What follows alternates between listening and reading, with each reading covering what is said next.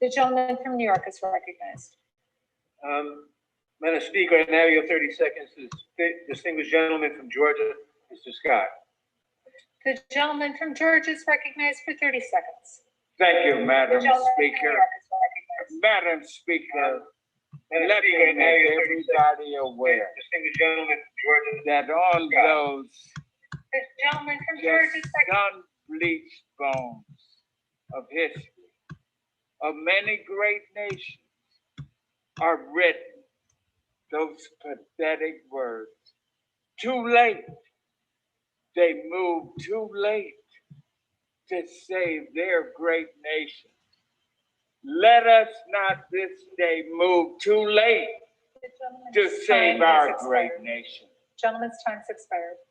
The gentleman from New York wishes to reserve. The gentleman from Ohio is recognized. Thank you, Madam Speaker. I would yield 1 minute to the gentleman from South Carolina, Mr. Norman. The gentleman from South Carolina is recognized for 1 minute.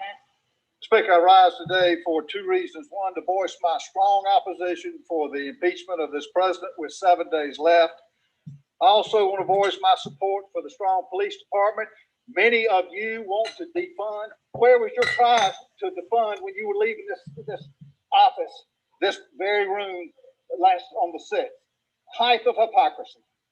I yield back.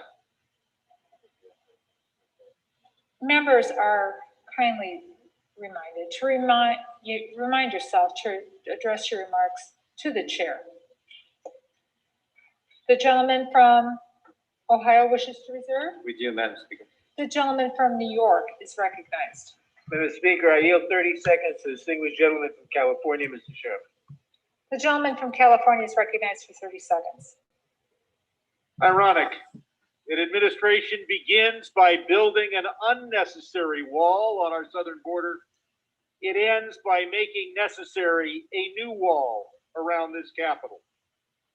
I introduced articles of impeachment in July of 2017 with one co-sponsor, Al Green, and again in January of 2019.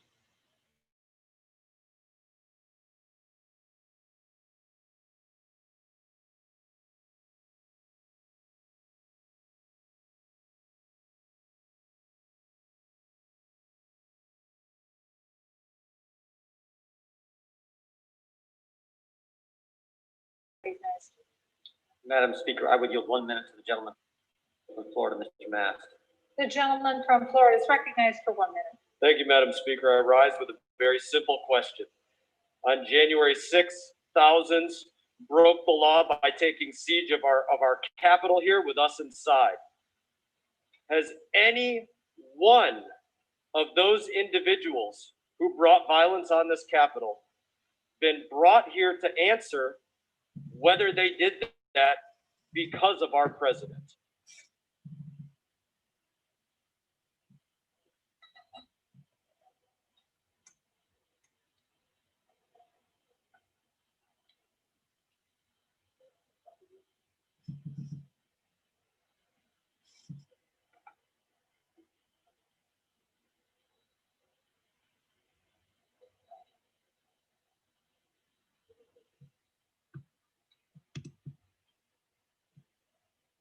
It appears I will receive no answer. I will yield my time back to the gentleman from Ohio. Gentleman yields back. The gentleman from Ohio wishes to reserve his time. The gentleman from New York is recognized. I now yield 30 seconds to the distinguished gentleman from Arizona, Mr. Stanton. The gentleman from Arizona is recognized for 30 seconds. Donald Trump is the first president in the history of this republic to incite a violent insurrection against our own government, against our own people. It is a shocking betrayal of his oath of office and our American values. We don't know yet if the president will face criminal charges, but we do know he must be held to account. Each one of us in this House took an oath to protect and defend our Constitution against all enemies, foreign and domestic, even if that enemy is the president. We must move forward as a nation from these darkest days, but we can't move forward without accountability. The gentleman's We time must has impeach this expired. president. I yield back. The gentleman from New York reserves, and the gentleman from Ohio is recognized. Madam Chair, we reserve. Gentleman from Ohio reserves. The gentleman from New York is recognized. Madam Speaker, I now yield 30 seconds to the distinguished gentlelady from Michigan, Ms. Stevens. The gentlewoman from Michigan is recognized for 30 seconds. Insurrection, a violent mob. A week ago today, 5 people were killed, many injured, and everyone in this building forced to hide for their very life. The president was called for help, but he did not answer our call while our government was being taken over. He failed to lead and therefore proved himself incapable of doing so. Some may say impeachment is political. Some may cry it is divisive. But Madam Speaker, our obligation to our Constitution is anything Time's but. expired. The gentleman from New York reserves. The gentleman from Ohio. Madam Speaker, we reserve. The gentleman from Ohio reserves. The gentleman from New York is recognized. Madam Speaker, I yield 30 seconds to the gentleman from California, Mr. Takano. The gentleman from California is recognized for 30 seconds. Madam Speaker, I rise today in support of the impeachment of President Donald Trump. The gravity of the moment demands it, and the fate of our republic depends on it. He committed an impeachable offense by inciting a violent and deadly insurrection at the U.S. Capitol. For this, Congress must hold him accountable to preserve our democracy, our Constitution, and the rule of law. He should serve not 1 minute more and be barred forever from public office. He is toxic to our republic and toxic to our democracy. I yield back. Gentleman yields back. The gentleman from New York wishes to reserve. The gentleman from Ohio is recognized. So, thank you, Madam Speaker. So Democrats can say, quote, I just don't even know why there aren't uprisings all over the country, while there are uprisings happening around the country. But they impeached the President of the United States for saying peacefully and patriotically, make your voices heard. Democrats can say, quote, you know, there needs to be unrest in the streets, while there is unrest in the streets. But they're going to impeach the president for saying peacefully and patriotically, make your voices heard. Let's be consistent, all of us. All of us need to be consistent and condemn the violence all the time. With that, I yield 1 minute to the gentlelady from New Mexico. The gentlewoman from New Mexico is recognized for 1 minute. Thank you, Madam Speaker. I rise in opposition to these articles of impeachment. Political violence has no place in our constitutional republic, and those who assaulted police officers and forced their way into the Capitol are responsible for their criminal actions. Leaders in both parties have a responsibility to condemn such violence, whether in the halls of Congress or in the streets of America. I don't believe, Madam Speaker, that the American people have an appetite for this. They are expecting us to do the will of them, those who sent us from each state around the nation. Right now, Madam Speaker, we've seen this body impeach once before, trying to do it a second time. 2 wrongs do not make a right. We have got to stand for the American people, because we will not get a second chance to get this right the first time. Madam Speaker, I yield back. The gentlewoman yields back. The gentleman from Ohio wishes to reserve. We do. Thank you, Madam Speaker. The gentleman from New York is recognized. Madam Speaker, I now yield 30 seconds to a new member, the distinguished gentleman from New York, Mr. Torres. Gentleman from New York is recognized for 30 seconds. Madam Speaker, the dangerous mob that Donald Trump unleashed on the United States Capitol represents a violent assault on the separation of powers and on the peaceful transfer of power that we have long taken for granted. The impeachment of Donald Trump is not politics but law, not passion but reason, not vengeance but justice. And we as the people's representative must rise to the challenge of defending democracy in the face of its gravest threat, and we will. I yield back. The gentleman yields back. The gentleman from New York reserves. The gentleman from Ohio is recognized. Thank you, Madam Speaker. We reserve. Gentleman from Ohio reserves. The gentleman from New York is Madam recognized. Speaker, I now yield 30 seconds to the distinguished gentlelady from Massachusetts, Ms. Tran. The gentlewoman from Massachusetts is recognized for 30 seconds. Madam Speaker, I stand before you today in disbelief that after the president incited a violent mob to commit an act of insurrection and remained silent as police officers were assaulted, the Capitol was ransacked, and members of this body fled for their lives, that there are still members of his party who refuse to hold him accountable. It's because of that inaction that there is only one path forward to put an end to this presidency. Donald Trump must be impeached, removed from office, and barred from ever holding the office of the presidency again. Thank you, Madam Speaker. I yield back. The gentlewoman yields back. The gentleman from New York reserves his time. The gentleman from Ohio is recognized. Thank you, Madam Speaker. We reserve. The gentleman from Ohio reserves his time. The gentleman from New York is recognized. Madam Speaker, I now yield 30 seconds to the distinguished gentlelady from New York, Ms. Velasquez. The gentlewoman from New York is recognized for 30 seconds. Madam Speaker, I rise in support of this resolution because in America, we hold power to account. In America, we do not succumb to violent insurrections incited by a head of state. In America, we do not turn a blind eye to high crimes and misdemeanors. No, that is not who we are. So today, as a sworn defender of this nation's Constitution, I will vote in favor of impeaching Donald J. Trump. I yield back. The gentleman from New York reserves. The gentleman from Ohio is recognized. Thank you, Madam Speaker. Could I inquire the time remaining for each side? The gentleman has 10 minutes remaining. And the gentleman for New York has 9 3/4 minutes remaining. The gentleman from Ohio is recognized. I thank you, Madam Speaker. I would yield 1 minute to the gentleman from California, Mr. Malone. The gentleman from California is recognized for 1 minute. Ladies and gentlemen, welcome to the second annual impeachment show extravaganza brought to you by the censors and left-wing media, the fact-check ministers of shutdown and big tech, and the Democrat Party. Today, the second annual impeachment of President Trump isn't really about actual words spoken out of rally. No, this is all about, Madam Speaker, the unbridled hatred of this president. You use any extreme language and any process to oppose the core of what he has really fought for. You hate him because he is pro-life, strongest ever. You hate him for fighting for the freedom of our religion to not be persecuted by unfair mandates and limitations on speech. You hate him for not subscribing and shackling us with the religion of climate change and one-sided Paris Accords. You hate him for Israel. You hate him for defending our borders. You hate him for letting families and small businesses keep what they earn, for trying to keep the agents of government off their back. You hate him for putting America first, which is what I thought we do when we swear the oath. No, this shabby show isn't about a threat to our republic. This is the impeachment and muting of at least half of the American people. This is shameful and abuse of a process. Gentleman's time has expired. The gentleman from New Yield York. the gentleman additional 20 seconds. The gentleman from Ohio yields you Madam another Speaker, 20 seconds. 30. I pray people of all stripes wake up to this spectacle, exercise their rights to put a stop to it through free speech and through fair elections. I yield back. The gentleman yields back his time.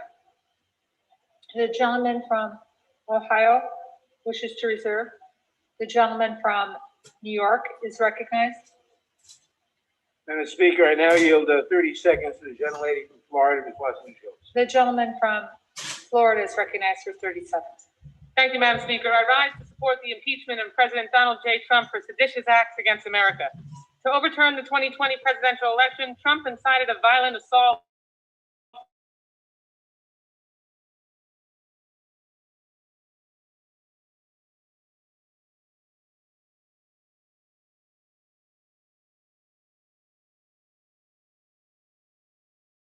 peaceful transition of power.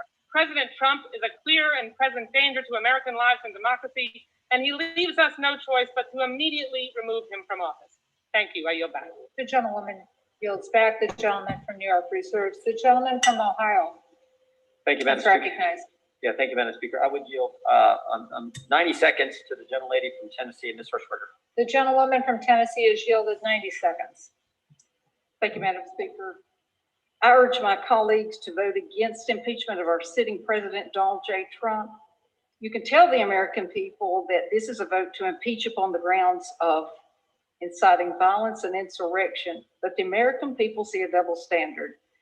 They see a standard implied to those on the left who commit violence, and they see a standard to those applied to the right who commit violence. The American people see this and they understand it. I've been here all of 1 week. And what I see, instead of lawmakers who are truth seekers, I see lawmakers who are power seekers. And that's never good, never good. What a shame, what a shame. The American people are watching to see how their elected officials respond at this moment in history. Will you vote to mend or will you vote to further divide this country? I'm urging you to use this opportunity to be the leaders the American people are seeking for such a time as this. God help us as a nation, and I pray that God will keep his hand upon the greatest nation that the world has ever seen. I yield back. The gentlewoman yields back. The gentleman from Ohio wishes to reserve his time. We do. The gentleman from New York is recognized. Madam Speaker, how much time do we have, please?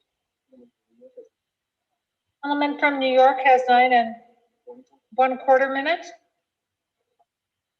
And Ohio has 8 minutes. The gentleman from Ohio, 8 minutes. Thank you. Gentleman from New York. Thank you. Madam Speaker, I now yield 30 seconds to the distinguished gentleman from North Carolina, Mr. Butterfield. The gentleman from North Carolina is recognized for 30 seconds. Madam Speaker, President Trump's incitement to violently overturn the results of a free and fair election is an attack on our rule of law. Any president, any member of Congress who obstructs the Electoral College or attacks judges and the court system where there's no evidence to support their contention undermines the public's trust and confidence in the judicial process. How do my Republican colleagues expect ordinary citizens to respect and trust the courts in civil and criminal matters all across this country? Think about that as you make this decision. Vote The yes. gentleman's on the time has article of expired. impeachment. The gentleman from New York wishes to reserve. The gentleman from Ohio is recognized. Madam Speaker, we reserve. The gentleman from Ohio reserves. The gentleman from New York. Madam Speaker, I yield 30 seconds to the distinguished gentlelady from California, Ms. Roybal Allard. The gentlewoman from California is recognized for 30 seconds. Madam Speaker, I take no joy in voting to impeach President Trump, but this president has blood on his hands in the wake of this attempted coup.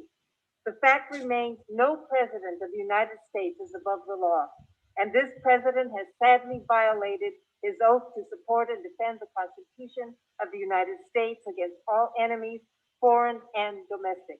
As members of Congress who have taken that same pledge, it is our duty to take this action and impeach this unfit and dangerous president. I yield back. Gentlewoman's time has expired. The gentleman from New York wishes to reserve. The gentleman from Ohio is recognized. Madam Speaker, we reserve. The gentleman from Ohio wishes to reserve. The gentleman from New York is recognized. Madam Speaker, I now yield 30 seconds to the gentleman from California, Mr. Cannon. The gentleman from California is recognized for 30 seconds. I'm voting to impeach because, as Lincoln said, no grievance is a fit object of redress by mob law. But we must recognize that our hard work begins to address the real grievances and despair in left behind communities. To be worthy of this capital that we hold sacred, to fix our broken windows and broken communities, let's finally commit to investing trillions in creating good jobs in healthcare, in education and infrastructure for communities and places that are hurting. The gentleman yields back. The gentleman from New York reserves. The gentleman from Ohio is recognized. Thank you, Madam Speaker, we reserve. The gentleman from Ohio wishes to reserve. The gentleman from New York is recognized. Madam Speaker, I now yield 30 seconds to the distinguished gentlelady from Alabama, Ms. Sewell. The gentlewoman, Ms. Sewell, is recognized for 30 seconds. Madam Speaker, I rise today to support impeachment. I do so with a heavy heart and a lasting and searing memory of being in this gallery, the People's House, right up there, fearing for my life. And why? Because the President of the United States incited others to be violent, a mob of insurgencies in this house. It's unacceptable. It led to the killing of 5 Americans. Blood is on this house. We must do something about it. I ask that we move from stopping the steal to healing, but healing requires accountability, and everyone must be accountable. Who is that? Gentlewoman's time has expired. The gentleman from New York wishes to reserve. The gentleman from New York wishes to reserve. The gentleman from Ohio is recognized. Madam Speaker, I would yield 1 minute to the gentleman from Alabama, Mr. Moore. The gentleman from Alabama is recognized for 1 minute. Madam Speaker, I'm fairly new here. Actually, this is my first floor speech. But I rise to oppose this impeachment. You know, I asked my staff this morning, I said, how many times in our nation's history have we impeached a president? Well, they said up until this president, only 2 times in our nation's history. So here we are, 7 days left in his first term, and we're going to impeach a president For what reason? For what reasons? There have been no hearings. There have been no committees. We must defend the right and protect the process of impeachment. If we pursue this, from now on, from this day forward, impeachment will always be a political process. I ask my friends across the aisle, they always talk about healing. Healing. How do we come together as a nation? Since 2016, there has been hashtags going around in our nation that said, not our president. Resist, resist. Members across the aisle have said things in public to have supporters of this president attacked and demeaned. Thank you, Madam Speaker. And from Ohio wishes to reserve. The gentleman from New York is recognized. Madam Speaker, I now yield 30 seconds to the distinguished gentlelady from Illinois, Ms. Schakowsky. The gentlewoman from Illinois is recognized for 30 seconds. Last Friday, I sent a letter to my constituents telling the story about the violent attack on our Capitol building, which is really like the temple of our democracy. I have now taken the oath of office, the same oath of office that the President of the United States has taken, that all of us here have taken, and he has been the orchestrator of this attack. It is time to hold this president accountable. It is time, and history demands that we impeach. The gentlewoman's time has expired. The The gentleman from New York wishes to reserve. The gentleman from Ohio is recognized. Thank you, Madam Speaker. We would reserve. Gentleman from Ohio reserves. The gentleman from New York is recognized. Madam Speaker, I yield 30 seconds to the gentleman from Connecticut, Mr. Himes. The gentleman from Connecticut is recognized for 30 seconds. The words have almost all been said. Search your soul, consider your oath. And I add 4 more words. Reflect on your legacy. My friends, which way is history flowing right now? Will Donald Trump join the pantheon of Washington, Lincoln, Roosevelt, and Reagan? Or will his 33% approval ratings and the condemnation of principled Republicans consign him to the heap of reviled demagogues with Joseph McCarthy and Andrew Johnson? Where he goes in history, you go in history. Unless today you make a stand. I yield back. I would like to remind members to please direct their remarks to the chair. The gentleman from New York reserves. The gentleman from Ohio is recognized. Thank you, Madam Speaker. We reserve. The gentleman reserves. The gentleman from New York is recognized. Madam Speaker, I now yield 30 seconds to the distinguished gentleman from Hawaii, Mr. Cowan. The gentleman from Hawaii is recognized for 30 seconds. Madam Speaker, as a member of our armed forces, now a member of Congress, I have taken and given the oath of office many times. I will support and defend the Constitution against all enemies, foreign and domestic. On January 6th, the President violated this oath, inciting violent and deadly insurrection. Our sacred oaths are hollow without accountability. We must hold this president accountable, remove him from office, ensure he can never hold public office again. I urge my colleagues to do the same. This oath has to matter. Mahalo, and I yield back. New York. Recognized. The gentleman from Ohio reserves. The gentleman from New York is recognized. The gentleman from Maryland, Mr. Sarbanes. The gentleman from Maryland is recognized for 30 seconds. Madam Speaker, this beautiful Capitol dome is a symbol of freedom and democracy, not just for Americans, but for the people the world over. The action we take today, this impeachment, is a declaration to the world that when there is an attack on our democracy, whether it comes from without or whether tragically in this instance it comes from within, we will respond to that threat and attack, and we will do what's necessary to strengthen our democracy. I yield back. Gentleman yields back. The gentleman from New York wishes to reserve. The gentleman from Ohio is recognized. Thank you, Madam Speaker. I yield 2.5 minutes to the distinguished gentleman from New York, Mr. Zeldin. The gentleman from New York is recognized for 2.5 minutes. Thank you, Madam Speaker. I am sickened and angered by what we all had to witness last Wednesday and call for the investigation and prosecution to the fullest extent of the law. Every single person who participated in the violence and loss of life in this Capitol building last Wednesday. I, as a member, sit here listening to the entire debate, desperately need to better understand the two standards that are at play in this House. Why is it okay if a House Democrat calls for violence in the streets, but not if you're a Republican? Why can a House Democrat be rewarded with a gavel and a chairmanship if they're calling for physical confrontation of a Trump administration official, but they will be punished if they're a Republican? The double standards that we have seen time and time again, I need to better understand what the rules are of this House. Why is it that a committee chairman can lie to the American public about having more than circumstantial evidence that the president colluded with the Russians in order to win the 2016 election, but of course the Republicans can't and wouldn't lie to the American public about something like that?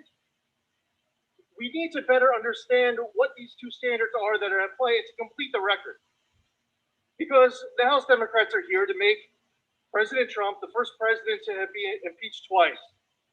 So I'll complete the record. First off, in the articles of impeachment, it's written that the president gave a speech and he told his supporters to come here and that he incited this riot. And one speaker after another here on the other side of the aisle have repeated that in the article of impeachment. But we all know that this was a pre-planned attack. We all know that there was pipe bombs being discovered while the president was speaking. We all know that the Capitol perimeter was being breached during the president's speech. We know that this was pre-planned and it started while the president was speaking. Why is that not in the articles of impeachment? Why is that not being incorporated into my colleagues' remarks? To complete the record, if you want to make the president the first president to be impeached twice, well, we'll add something else to that. Thank you to the president for his efforts to defeat MS-13 in my district or to withdraw from the request 30 more seconds. Fired. The gentleman yields an additional 30 seconds. Did I hear correct? Yes. The gentleman has another 30 seconds. Thank you to the president for his efforts to move the embassy in Israel to Jerusalem and recognize Israeli sovereignty over the Golan Heights and to take out Abu Bakr al-Baghdadi and Qasem Soleimani, to eliminate the ISIS caliphate, to enter into the historic Abraham Accords, to have an economy this time last year that was stronger than I ever remember in my entire lifetime. Yeah, we'll complete the record. And in all fairness, as the president leaves 1 week from today, let's be honest about the double standards that exist inside of this chamber. And let's also be honest that this president did a lot to make America greater than ever. The gentleman's time has expired. The gentleman from Ohio wishes to reserve. Thank you, Madam Speaker. The gentleman from New York is recognized. Thank you, Madam Speaker. I now yield 1 minute to the distinguished. I now yield 30 seconds to the distinguished gentleman from Illinois, Mr. Caston. What happens The if gentleman's recognized for 30 seconds. what happens if we get this wrong is written in Lincoln's second inaugural, when one party would make war rather than let the nation survive. On December 7th, on September 11th, we came together against an enemy from without, but on January 6th, we were attacked by an enemy from within, the president who would make war with malice for all and charity for none. We must come together in unity today against that domestic threat to our Constitution. The alternative is too unbearable to contemplate. We must impeach bipartisanly, unanimously, if you have the soul. The gentleman from New York wishes to reserve. The gentleman from Ohio is recognized. Madam Speaker, we reserve. The gentleman from Ohio reserves. The gentleman from New York. Madam Speaker, I now yield 30 seconds to the distinguished gentlelady from Texas, Ms. Fletcher. The gentlewoman from Texas is recognized for 30 seconds. Thank you, Madam Speaker. I rise today in support of the article of impeachment and in opposition to the gaslighting that is masquerading as debate in this chamber today. I was in this chamber when the president assembled and unleashed a mob to attack the United States Capitol and the United States Congress, the elected representatives of the people. By doing so, he incited an insurrection against our representative democracy itself. If that is not an impeachable offense, then what is? Thank you, Madam Speaker. I yield back. The gentlewoman yields back. The gentleman from New York reserves. The gentleman from Ohio is recognized. Madam Speaker, we reserve. Gentleman from Ohio wishes to reserve. The gentleman from New York is I recognized. now yield 30 seconds to the distinguished gentlelady from Michigan, Ms. Clay. The gentlewoman from Michigan is recognized for 30 seconds. Thank you, Madam Chair. In Michigan's 13th, we proudly speak truth to power, even in the face of a racist in chief. Those who incited an attack on the People's House do not get to talk about healing and unity. They have torn this country apart. They have stoked the fire and then handed the gasoline to Donald Trump. Dr. King once said, "True peace is not merely the absence of tension. It is in the presence of justice." Today, we must embody those words. And we must understand that peace must be centered in truth and action. We cannot sit, Madam Chair, sit idly by after a violent attempted coup and allow lies and hate to continue. Today, we stand up for our constituents who continue to be harmed by the New York wishes to reserve. The gentlewoman's Today, time has expired. Donald Trump. The gentlewoman's time has expired. The gentleman from New York wishes to reserve. And the gentleman from New York has 3 3/4 minutes remaining. From Ohio has 4. And the gentleman from Ohio is recognized. Thank you, Madam Speaker. I yield 1 minute to the gentleman from North Dakota, Mr. Armstrong. The gentleman from North Dakota is recognized for 1 minute. Thank you, Madam Speaker. What happened last Wednesday is an absolute tragedy. And not only are we part of dealing with it now, we were part of it then. But when emotions are frayed and tensions are this high, process matters more. It matters more now than it did before. And the reality is this: there are serious constitutional questions about these articles. And Donald Trump is going to be president until January 20th. And on January 20th, Joe Biden's going to become president. But I'll end with this. I'm going to vote against impeachment, and that's going to give me credibility at home with my base. You're going to vote for impeachment, and that's going to give you credibility at home with your base. It's easy to point at me and blame me. It's easy for me to point at you and blame you. But on January 21st, we're all going to be back here. So use that credibility. Go back and talk some hard truths to your people. I'm going to do it, and we need to do a better job. And with that, I yield back. Gentleman yields back.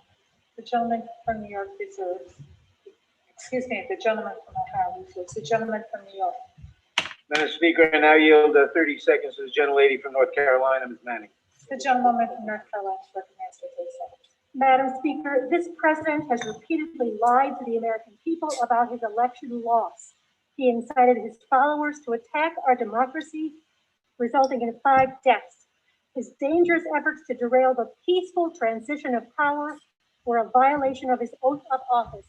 This president is unfit to lead our nation and unable to discharge his duties of office.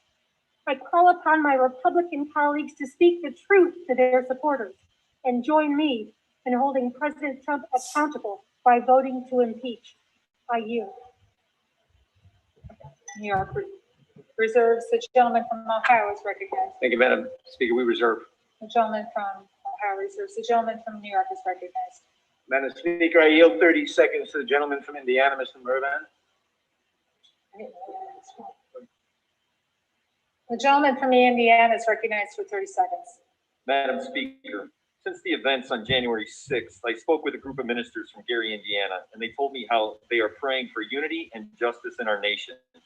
It reminded me of the moment when those of us who were on the House floor on January 6th were huddled together in a secure room after the attack.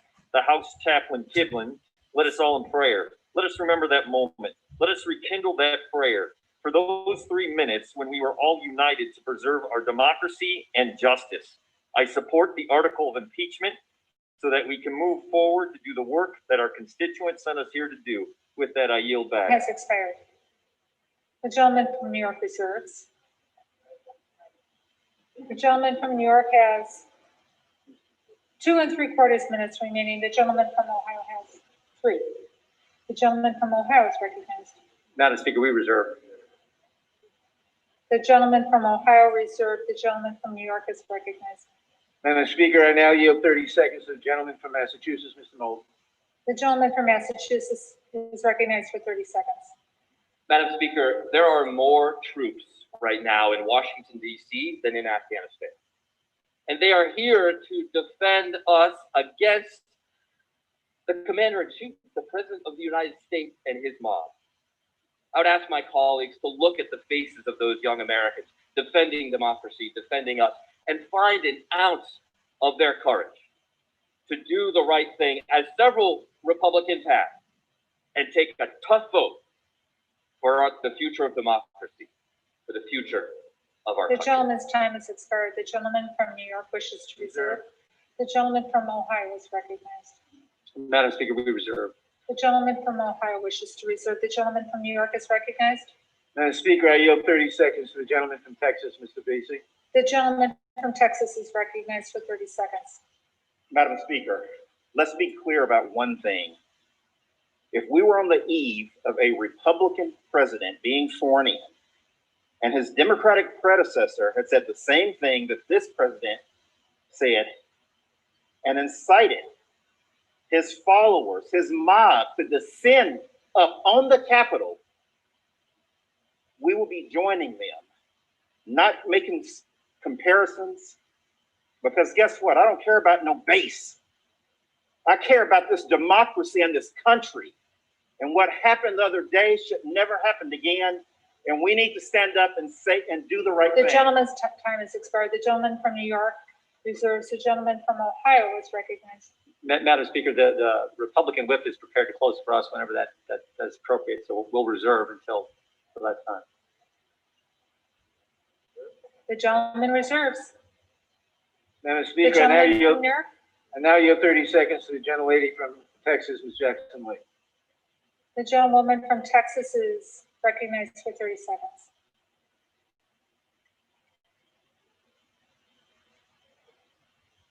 I was on the floor just 1 week ago. And so today the insurrectionist in chief will be impeached for insurrection. It is because he failed to defend this nation against all enemies, domestic and foreign. And he stood down near the White House and told a mob of domestic terrorists to go and show your strength, be strong. You can't gain anything because of weakness. We must hold him accountable. We can heal this nation, but he must be impeached today. We must impeach Donald J. Trump. Gentleman's time has expired. The gentleman that from New now. York reserves. The gentleman from Ohio is recognized. Yeah, thank you, Madam Speaker. We reserve.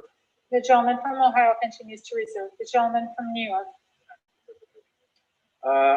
Is the other side prepared to close? Yes. Then, thank you, Madam Speaker. Madam Speaker, Yes. I yield The 3 gentleman minutes. from Ohio. Thank you, Madam Speaker. I yield 3 minutes to the Republican whip, the gentleman from Louisiana, Mr. Scalise. The gentleman from Louisiana is recognized for 3 minutes. Thank you, Madam Speaker, and thank the gentleman from Ohio for yielding. Madam Speaker, our nation still mourns the unacceptable violence and anarchy that took place in this Capitol last week. As we speak, arrests are still being made, and the anarchists who stormed our Capitol are being brought to justice, as should be the case. Emotions are still high, but in this moment, we need to be focused on toning down the rhetoric and helping heal this nation as we move towards a peaceful transition of power to President-elect Joe Biden next week. My prayers, Madam Speaker, are still with Capitol Police Officer Siegnick and Liebengood, who we lost, as well as all of the Capitol Police officers who risked their lives to keep us safe. They are true heroes, and they deserve all of our applause today.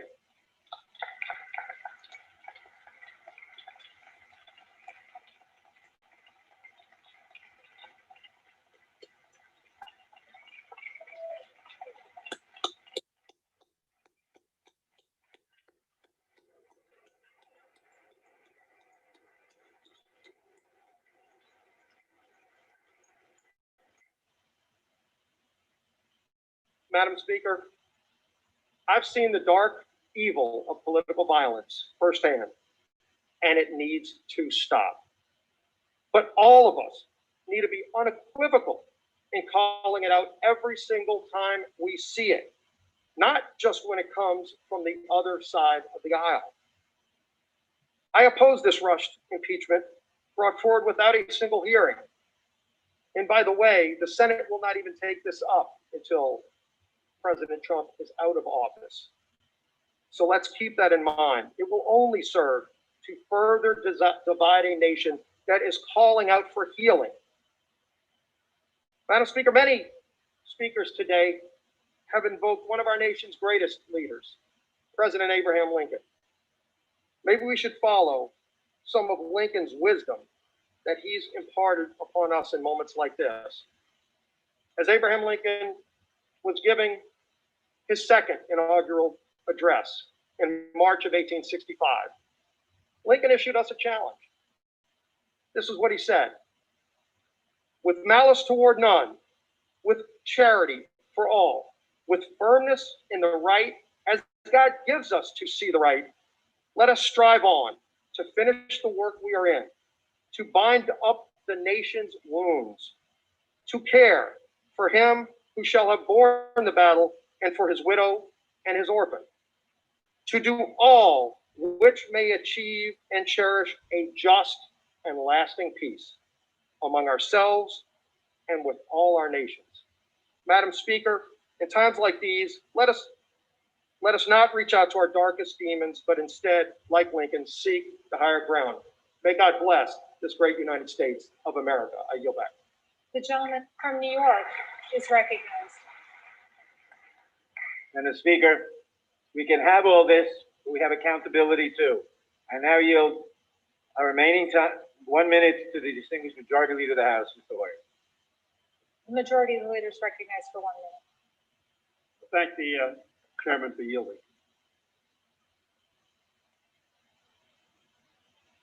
This is a troubled time, a sad time. It is a time where all of us have stood almost to a person and lamented the violence and the assault on this Capitol and the assault on democracy itself.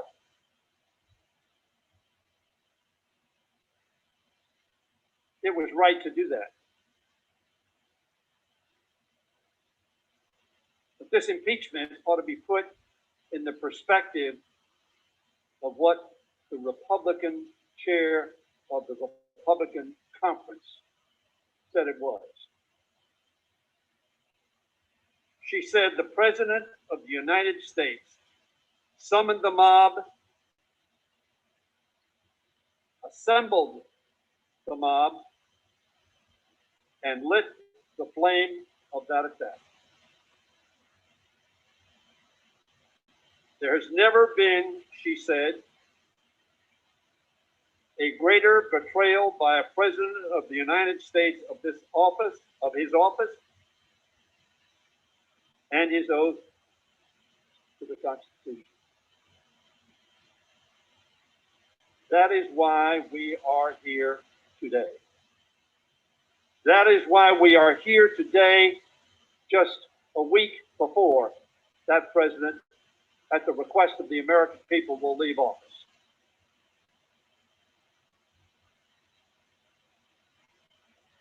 And the issue is, what do we do? The 433 of us, I believe, who are here, do on behalf of the American people to respond to what Representative Cheney described happened on the 6th of January. A mob assembled by, summoned by, and then spoken to light the flame of the attack. To stop the steal.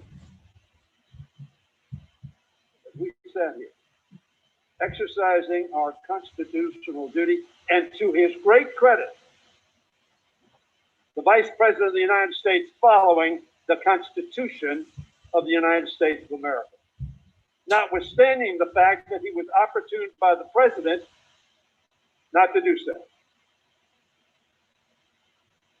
That mob sent by the president to stop the steal did so for a few hours. Not the steal, but the constitutional duty that we have. So we ask ourselves, what do we do? What is our responsibility? What should we say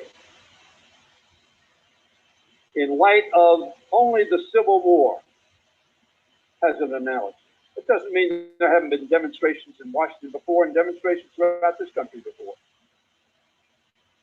But it is the first and only physical presence other than the 9/11 attack on this nation, which came from abroad and had a plane aimed at our Capitol dome. This attack was not from abroad. It was, as Liz Cheney said,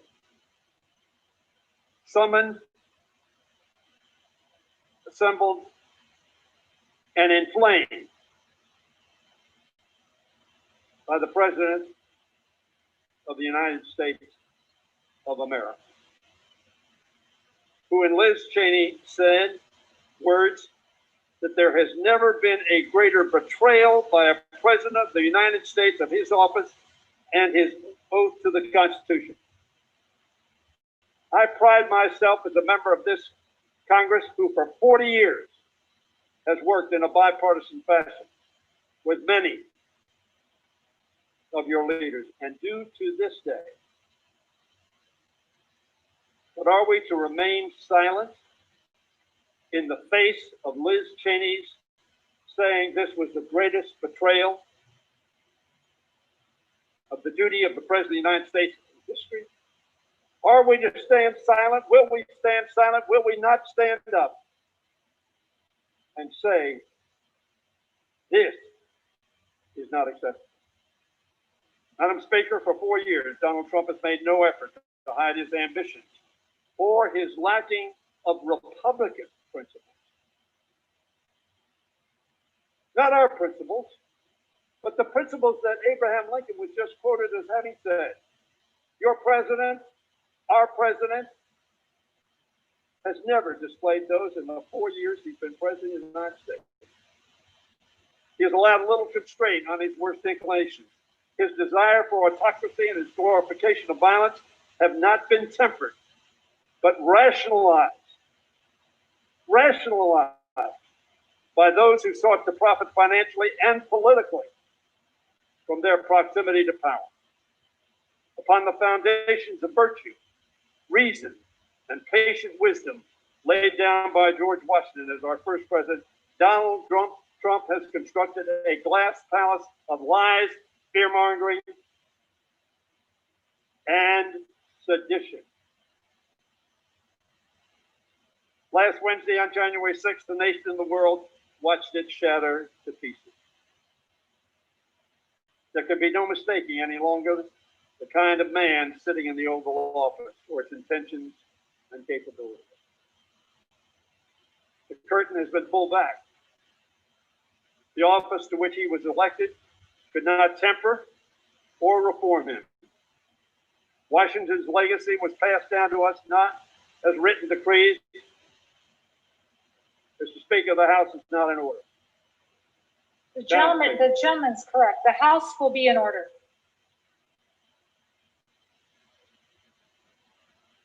Washington's legacy was passed down to us not as written decrees, but understood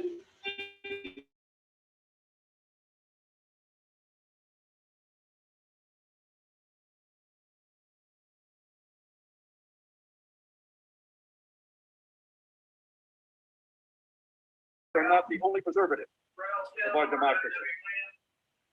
For more than 2 centuries,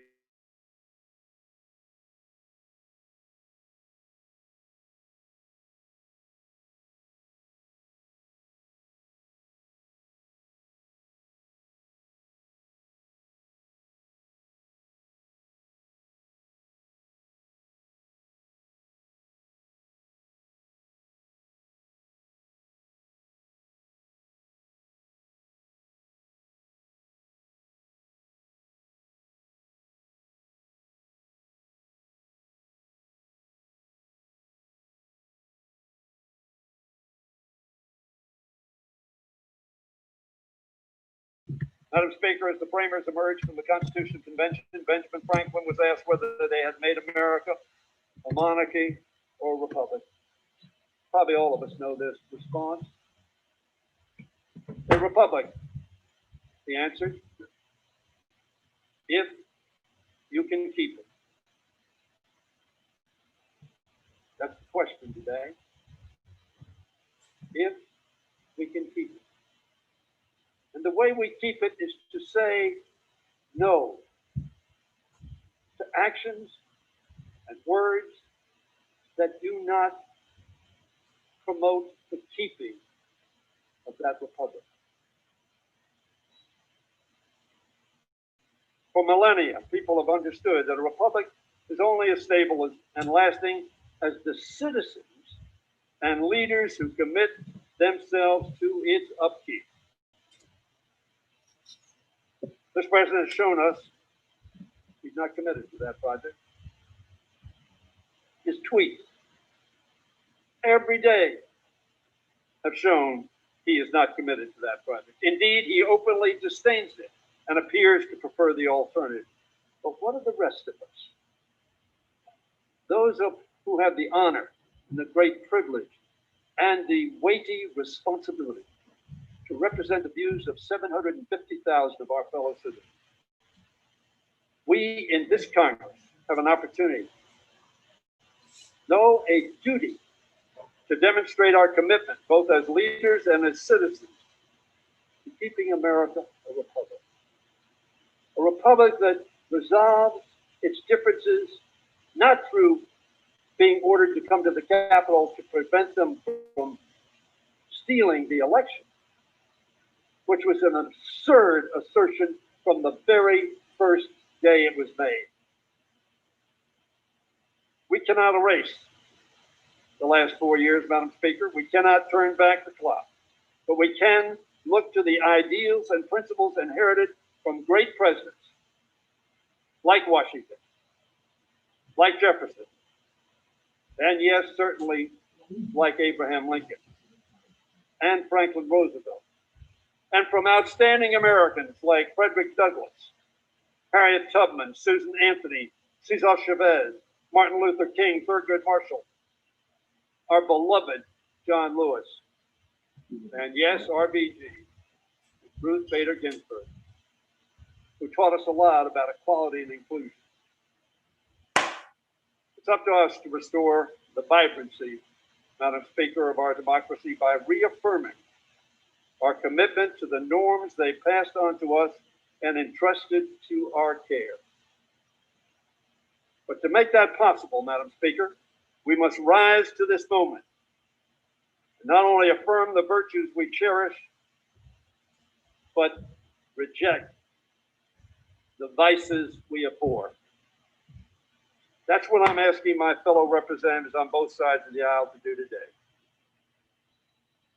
We all stood and we abhorred the violence that occurred and the threat to the very democracy that we hold so dear and swore an oath to protect and uphold. Reject deceit. Reject fear-mongering. Reject sedition, tyranny, and insurrection. Reject the demand for fealty to one man over fidelity to one's country. When I addressed the House during the debate over the articles of impeachment in December 2019, I said the following: we need not ask who will be the first to show our courage by standing up to President Trump.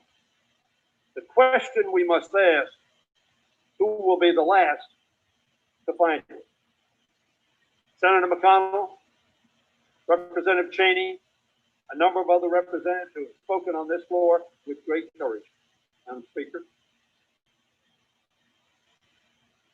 because there is much fear of Donald Trump. There's much fear of Donald Trump's tweets. There's much fear of Donald Trump's retribution for opposition. In my view, Donald Trump demands absolute loyalty and gives none in return. I hope others will join Liz Cheney. I hope others will be honest with themselves and with their constituents.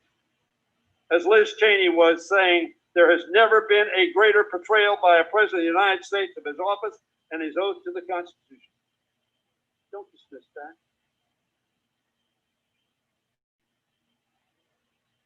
She's the daughter of a vice president of the United States who was the whip when I came to Congress. As she has taken a stand, I hope others will as well, Madam Speaker. Soon, the clerk will call the roll and ask for our votes. Make no mistake, this will be no ordinary roll call. This is about our country, our Constitution, and our democracy. These votes will be inscribed on the roll of history, a record of courage and of our commitment to country and Constitution, of our commitment to the rule of law and renewal of that which we inherited and hope to pass on, unbroken, unshattered. With just 7 days left in the president's term, this vote is not about timing. It is about principle and fidelity to our Constitution. It concerns the clear and present danger facing our country, not only in these final days of the Trump administration, but in the weeks, months, and years that will follow. It is about the necessity to demonstrate to this generation and to future generations the duty we share to protect our democracy every single day. Do not pretend, my friends, that it was simply those who came into the Capitol, encouraged by our president to stop the steal at any cost. And by the way, if the vice president doesn't do my bidding and follows the Constitution, sweep him away. We know that this president would never emulate George Washington and give up his power for the good of our republic, even after losing an election. Somebody talked about a peaceful transition. There has not been a peaceful transition. I don't know what you're talking about. You're not living in the same country I am. It was just days ago that the president, after committing this terrible act, thought he had to admit that Joe Biden might, yes, be president of the United States. We know that this president neither recognizes norms nor reflects the rule of law. We know that this president is not a patriot. So I ask this House, who among us, Madam Speaker, will be reported on the roll of history for their courage, their commitment, the Constitution, and their country? We do this today not for politics. We don't need this for politics. Georgia showed that. There was no mistake in this election. We do this today to preserve and protect this great democracy. We do it for the America we love, our America the beautiful, whose founders' sacrifices we praise in song. Oh, beautiful for heroes proved in liberating strife, who more than self, their country love, and mercy more than life. Sadly, Madam Speaker, as our current president, the appropriate words would be, who less than self, his country loved, and victory more than truth.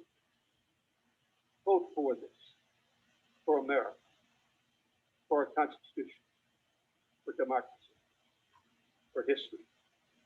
I yield back the balance of my time. All time for debate has expired. Pursuant to House Resolution 41, the previous question is ordered on the resolution. The question is on adoption of the resolution. Those in favor say aye. Those opposed say no. In the opinion of the chair, the ayes have it. The gentleman from Ohio is recognized. For what reason? Thank you, Madam Speaker. We'd ask for a roll call vote. Pursuant to Section 3S of House Resolution 8, the yeas and nays are ordered. Members will record their votes by an electronic device.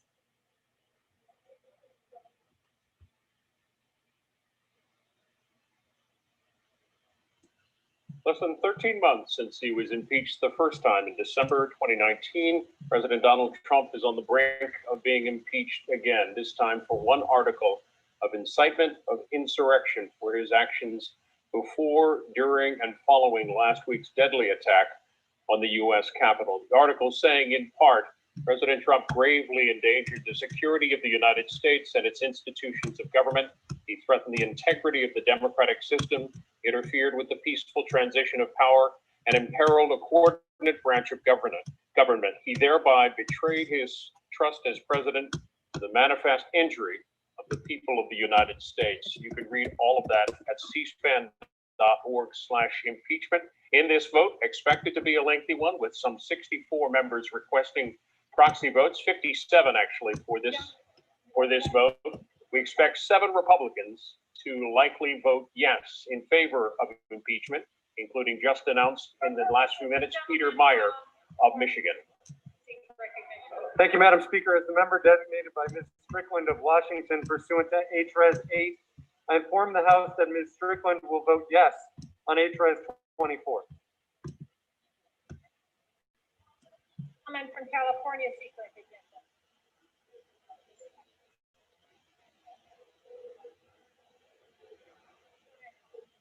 Madam Speaker, as member designated by Congressmember Napolitano pursuant to House Resolution 8, I inform the House that Congressmember Napolitano will vote yes on H Resolution 24.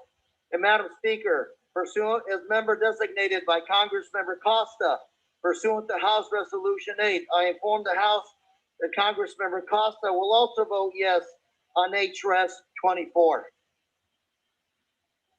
Comment from Texas, seek recognition. Madam Speaker, as the member designated by Mr. Crenshaw, Texas, pursuant to House Resolution 8, I inform the House that Mr. Crenshaw will vote no on House Resolution 24. Gentlewoman from Maine, seek recognition. Madam Speaker, as the member designated by Ms. Custer of New Hampshire pursuant to H-Res 8, I will inform the House that Ms. Custer will vote yea on House Resolution 24. The gentleman from Tennessee, seek recognition. Madam Speaker, as the member designated by Mr. Fleischman of Tennessee pursuant to H-Res 8, I inform the House that Mr. Fleischman will vote nay on H-Res 24. As the member designated by Mr. Desjardins of Tennessee pursuant to H-Res 8, I inform the House that Mr. Desjardins will vote nay on H-Res 24.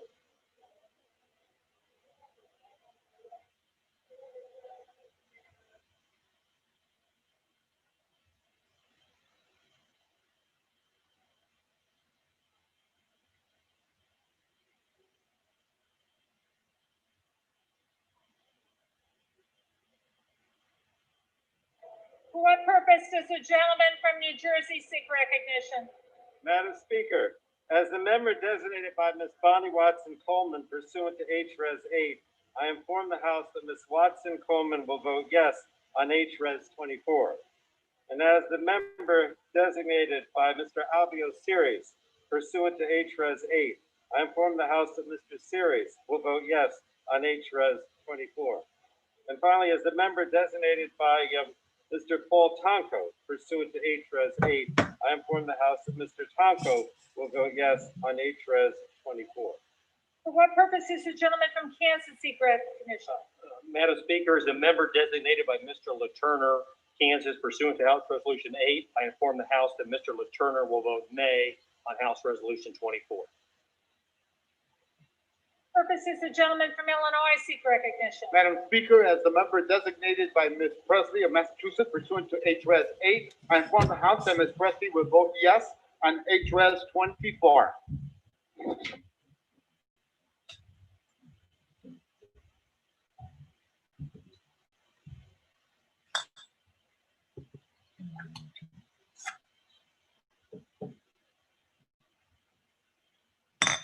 This is the gentleman from Connecticut seek recognition. Madam Speaker, as the member designated by Mr. Adam Smith of Washington State pursuant to House Resolution 8.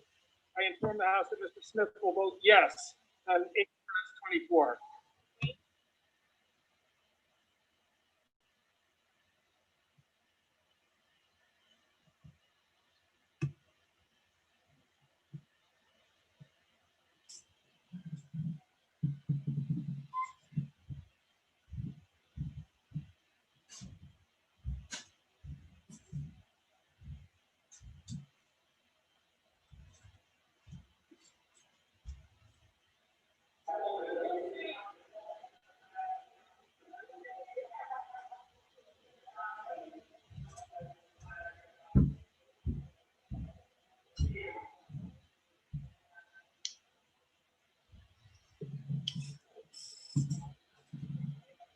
Yeah, how's it going, Mike?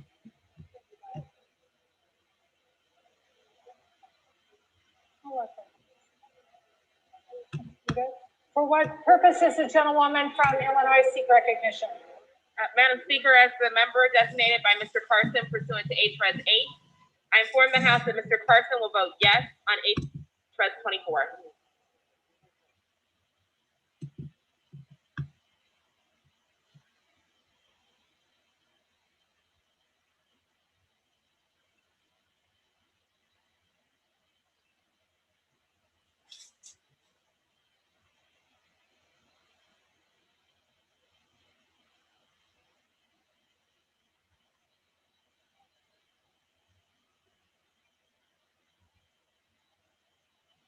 Only 8% of people seeing that this actual idea was a good idea across the board.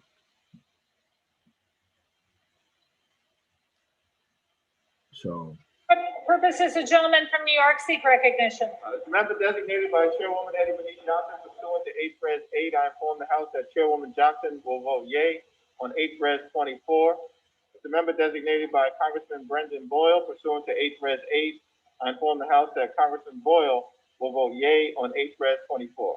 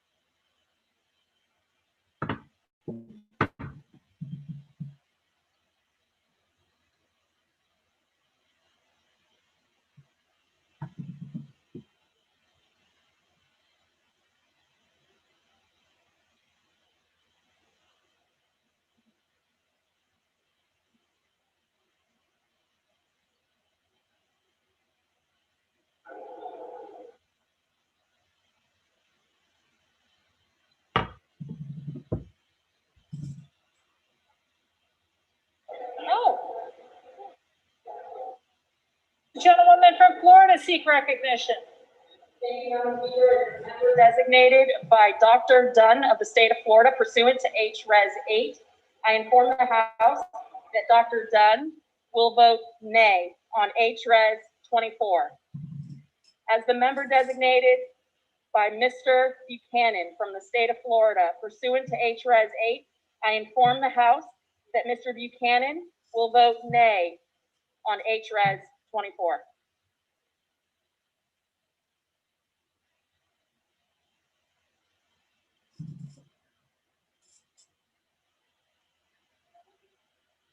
Pennsylvania seek recognition.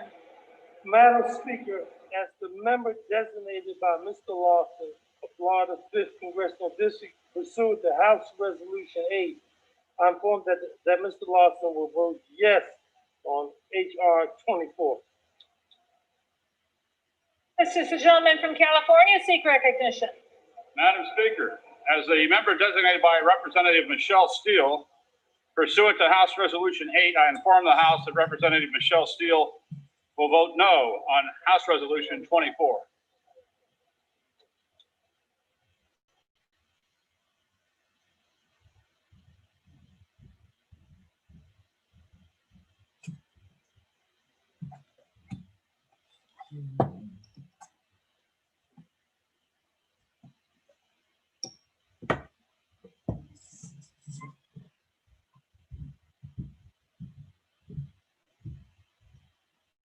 purpose does the gentleman from Nebraska seek recognition?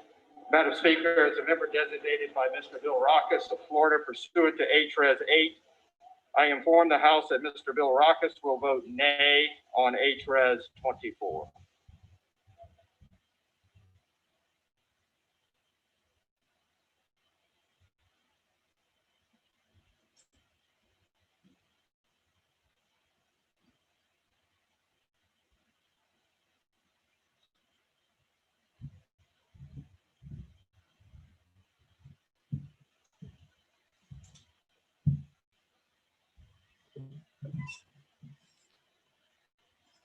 For what purpose does the gentleman from Arizona seek recognition? As a member designated by Representative Cardenas pursuant to HR 8, I inform the House Representative Cardenas will vote aye on HR 24. As a member designated by Representative Kirkpatrick pursuant to HR 8, I inform the House Representative Kirkpatrick will vote aye on HR 24.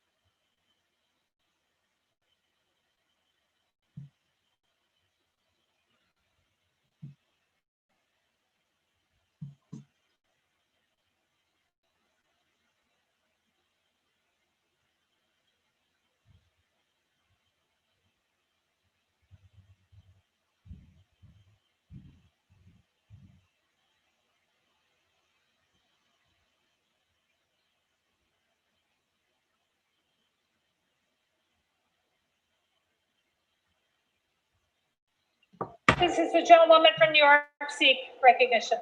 Madam Speaker, as the member designated by Mr. Young of Alaska pursuant to House Resolution 8, I inform the House that Mr. Young will vote nay on House Resolution 24. Thank you.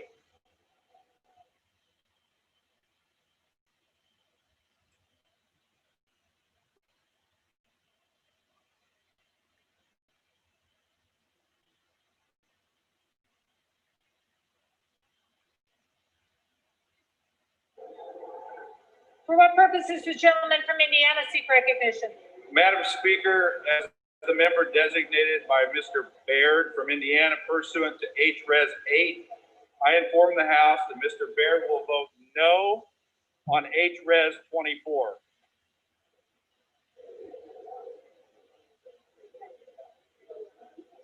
This is the gentlewoman for Virginia seek recognition. Thank you, Madam Speaker. As the member designated by Mr. McEachin pursuant to House Resolution 8, I inform the House that Mr. McEachin will vote yes on House Resolution 24. And as the member designated by Ms. Porter pursuant to HRES 8, I inform the House that Ms. Porter will vote yes on HRES 24.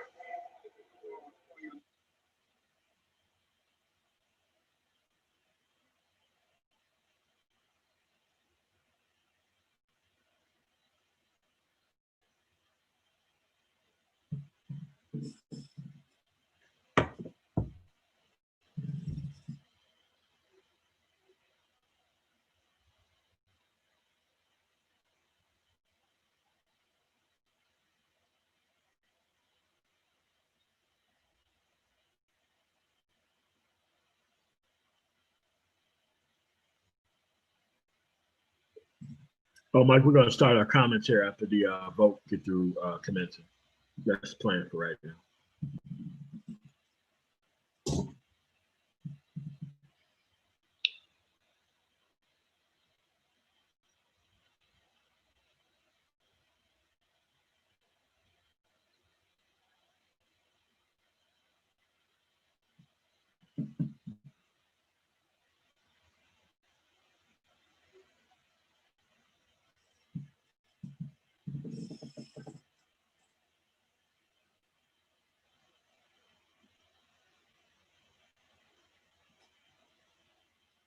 For what purpose does the gentleman from Michigan seek recognition? Madam Speaker, as a member designated by Mr. Bergman pursuant to House Resolution 8, I inform the House that Mr. Bergman will vote no on final passage HRES 24. As a member designated by Mr. Lamborn pursuant to House Resolution 8, I inform the House that Mr. Lamborn will vote no on final passage HRES 24. For what purpose does the gentlewoman from Massachusetts seek recognition? As the member designated by Ms. Franco pursuant to HRES 8, I inform the House that Ms. Franco will vote yes on HRES 24. As the member designated by Ms. Bonamici pursuant to HRES 8, I inform the House that Ms. Bonamici will vote yes on HRES 24.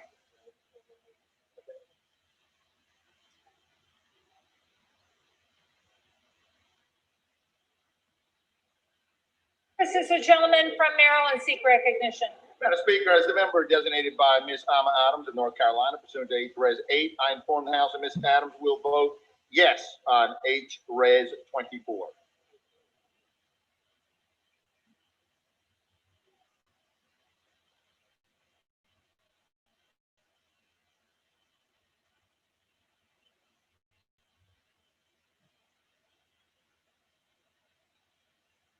Purpose is the gentleman from Virginia seek recognition. Madam Speaker, as the member designated by Ms. Titus of Nevada, pursuant to HRES 8, I inform the House that Ms. Titus will vote yes on HRES 24.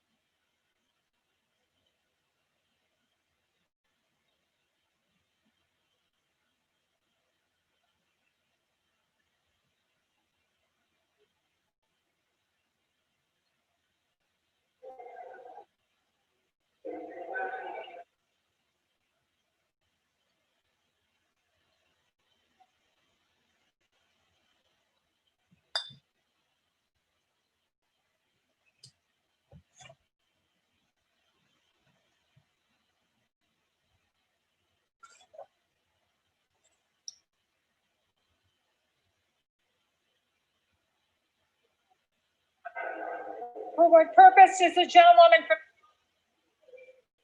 Madam Speaker, as a member designated by Mr. Desagne pursuant to HRES 8, I inform the House that Mr. Desagne will vote yes on HRES 24.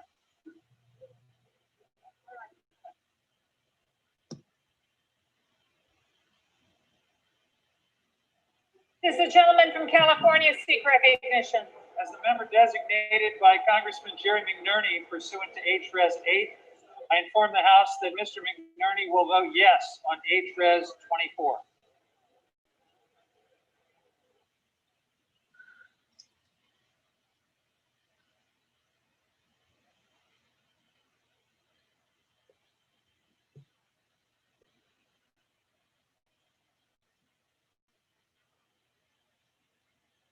Does the gentleman from Pennsylvania seek recognition? Thank you, Madam Speaker. As a member designated by Mr. Doyle of Pennsylvania pursuant to House Resolution 8, I hereby inform the House that Mr. Doyle will vote yes on House Resolution 24.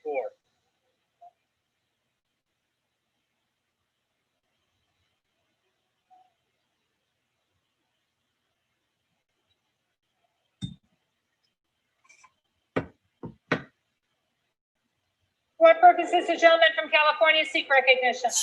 As a member designated by Mr. Bella pursuant to HRES 8, I inform the House that Mr. Bella will vote aye on HRES 24. Gentlewoman from Michigan seek recognition. As the member designated by Ms. Ocasio-Cortez pursuant to House Res 8, I inform the House that Ms. Ocasio-Cortez will vote yes on House Res 24.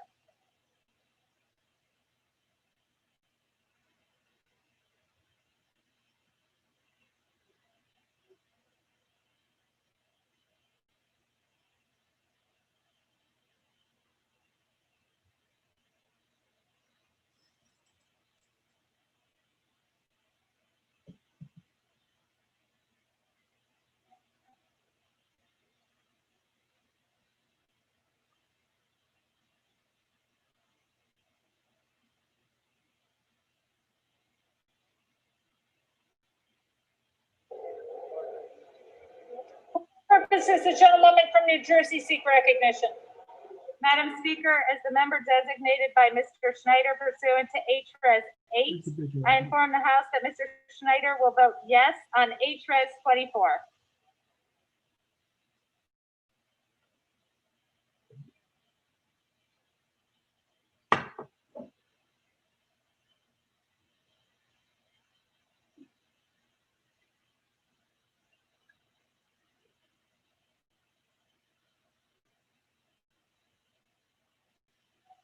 Gentlewoman from Michigan seek recognition. As the member designated by Ms. Lee of Nevada pursuant to HRES 8, I inform the House that Ms. Lee will vote yay on HRES 24. As the member designated by Ms. Axney pursuant to HRES 8, I inform the House that Ms. Axney will vote yes on HRES 24. As the member designated by Mrs. Dingle pursuant to HRES 8, I inform the House that Mrs. Dingle will vote yes on HRES 24. As the member designated by Ms. Capter pursuant to HRES 8, I inform the House that Ms. Capter will vote yes on HRES 24.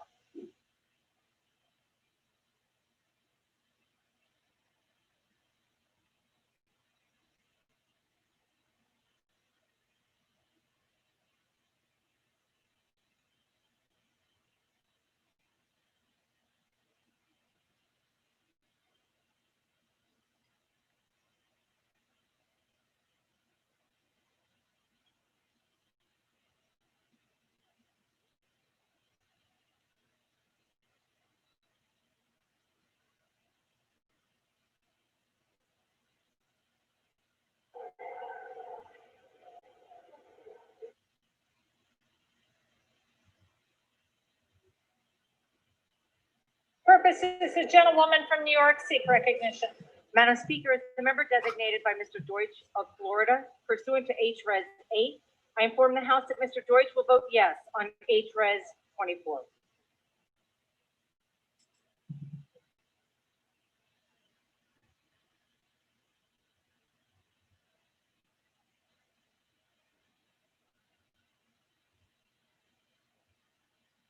For what purpose does the gentlewoman from Florida seek recognition?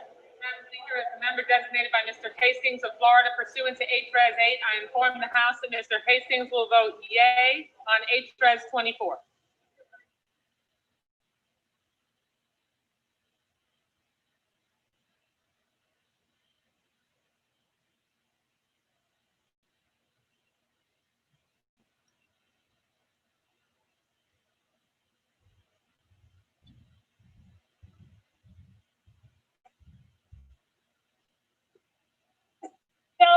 from Indiana seek recognition? Madam Speaker, as a member designated by Ms.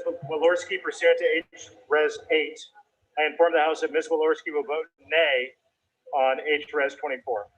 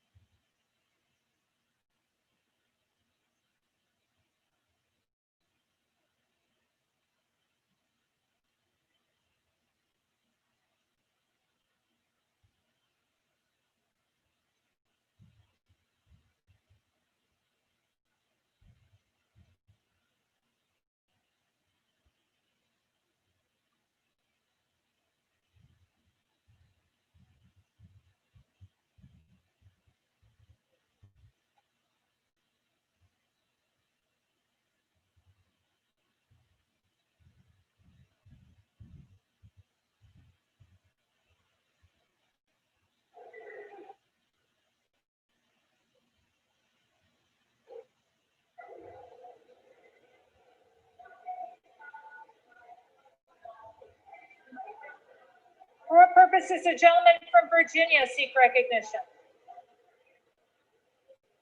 Madam Speaker, as a member designated by Mr. Blumenauer, pursuant to H-Res 8, I inform the House that Mr. Blumenauer will vote yes on H-Res 24. As a member designated by Mr. Liu, pursuant to H-Res 8, I inform the House that Mr. Liu will vote yes on H-Res 24. As a member designated by Mr. Lowenthal, pursuant to H-Res 8, I inform the House that Mr. Lowenthal will vote yes on H-Res 24. As a member designated by Mr. Peters, pursuant to H-Res 8, I inform the House that Mr. Peters will vote yes on H-Res 24.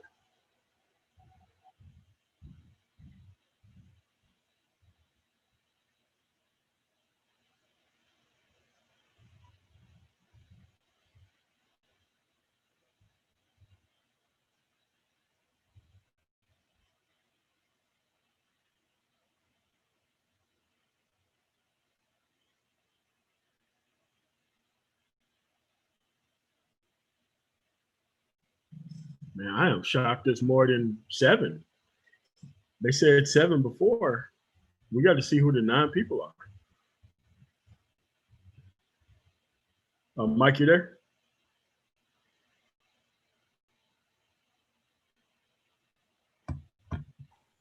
Yeah, what's up, man? Yeah. I'm surprised it would be more than like 5. They reported 7. So far, we got 9. Yeah, I'd be curious to know who they are. Yeah. Because normally throughout the day, the votes that happened during the day, they were purely along party lines. Mm-hmm. All of them. The 2 previous votes, especially since I think they talked at like 9 a.m. and it came up. So, yeah.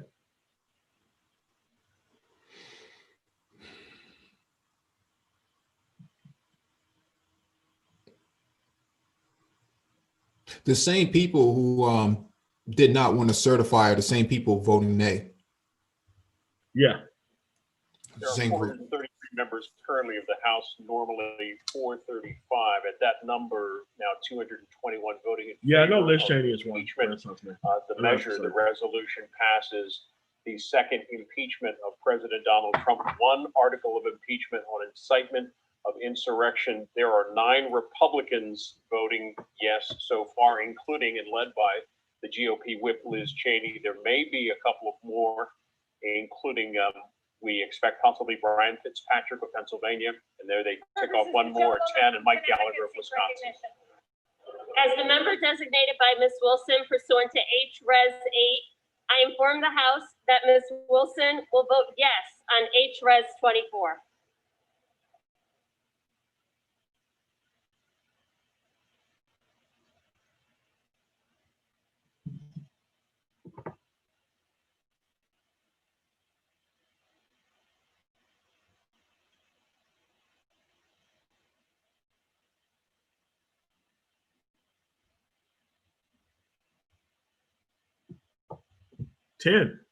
Ten of them, Mike. Yeah, we're in for a long night, man. Yeah, once the vote gets done, we're just gonna cover our comments on this and then move along. So that's what the plan was. Yeah, I think the 10 is the TRACONs. For what purpose does the gentleman from Maryland seek recognition? Madam Speaker, as the member designated by Ms. Jayapal pursuant to House Resolution 8, I rise to inform the House that Ms. Jayapal will vote aye on House Resolution 24.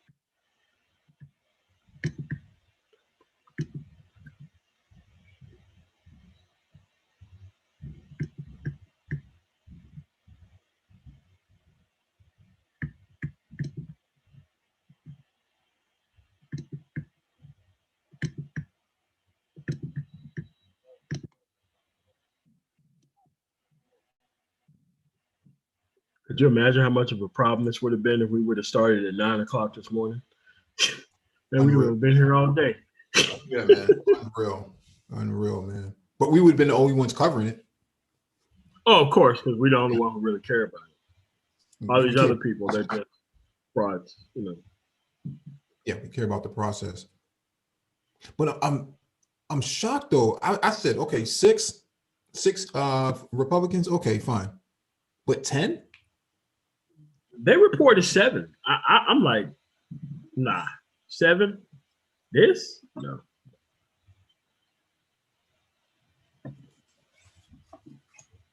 Like, I get Liz Cheney, but I don't get everybody else in like the West. Like the West is far more libertarian than it is actual, you know, traditionally conservative itself. So like Southern conservative itself. So I don't understand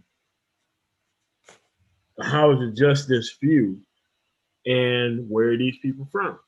Because if it comes down to the actual vote for impeachment, these people just signed their actual lives away. It's over. Yeah. No, this is just on this leaving the committee so that way it can go to the Senate. You know. Yeah, what's up, guys? Yo, what's going on, man? Yeah, someone put it in the chat, the 10 or 9 who voted yeah. I mean, but you got to understand, this is the election, the people who got elected in 2018. This ain't the people who right now, they haven't even seated the real people right now. So a lot of these people could be going out. A lot of these people are retiring and not coming back.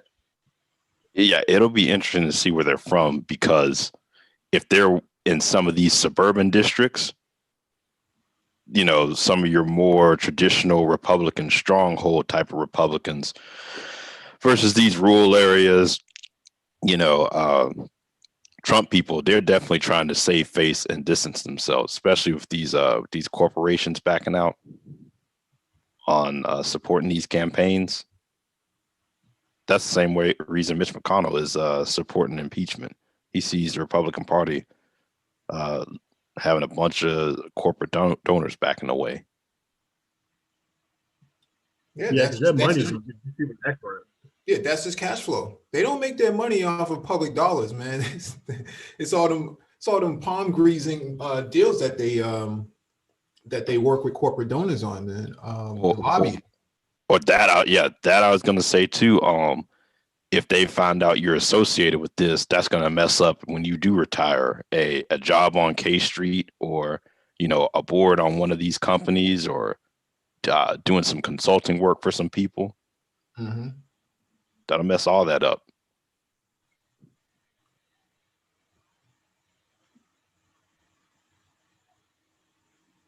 Yeah, no doubt. No, I just don't see how really, you know, something like this cannot destroy the careers of the people going forward. And, you know, this is why you have to show it and actually talk about the process, because nobody cares about the process. They care about winning and losing. So like a lot of people look at politics like Tom Brady. You know, he can go from the Patriots to Tampa Bay and, oh, okay, Tampa Bay is my team now. Like, no. That's not how it works. You have to have a lifelong history of what you're actually doing, the result of what you want to do. You have to know what the actual the time where this stuff actually worked. And most of these people, they just can't answer basic questions when it comes to the actual things that they so-called believe. Mm-hmm. So they protect their point of view by not understanding the process. And somehow they want to call everybody else and label everybody else liberals. And I don't even care about that, because where's the person that you can point to on the side that you claim to be on, who's talking about the things in the way that you claim that they're talking about?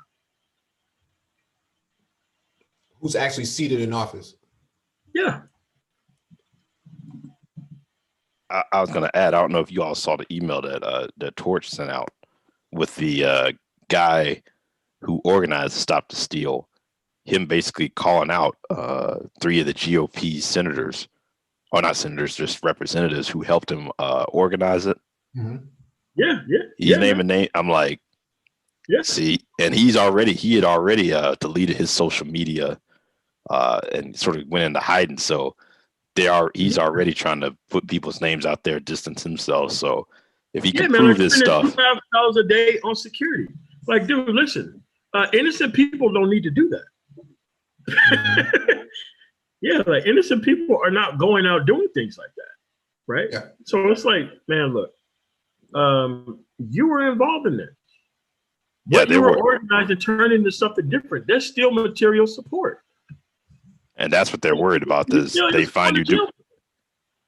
No, I was gonna say they find you guilty of organizing, and it, you know, whatever it's spun into, you're still gonna be held accountable if they see that you provided, you know, what they deem as reasonable support. Same thing, people donate money for buses and stuff like that too. Yeah. Because, okay, let's think about the actual action like this. Let's imagine that it was a group of people from like being Muslim. And it was organized by specific people, specific donators, and all this stuff culminated into Black Lives Matter and the left breaking into the actual House of Representatives during the certification of Donald Trump's election. What do you think the media would sound like? Do you think they'd be sounding like how they're sounding right now on One American News Network, Fox News, or Newsmax TV. You think they would allow it, dude? They would have burned this place to the ground looking for any person who was in the area. They would have locked up the entire planet. There's no way those people would have got away with that. No, they didn't. They didn't get away with it in Minnesota. How many people went to jail in Minnesota? Hundreds of people went to jail, including Cornel West. That's I keep bringing him up because he is a very spotlight figure on the left, and he went to jail on more than one occasion in 2020. And he still holds his office position. His teaching position at Harvard and Princeton. So I'm kind of curious to know when people say, "Well, the left did this." Well, yeah, a lot of people on the left went to jail, man. They paid their dues. They did their time, and so I'm not sure why people continuously come with the whataboutism. What about the left? The left didn't storm a federal institution. That's the difference. The left was in the street, but they did not go into federal institutions. Now, was their infrastructure damaged?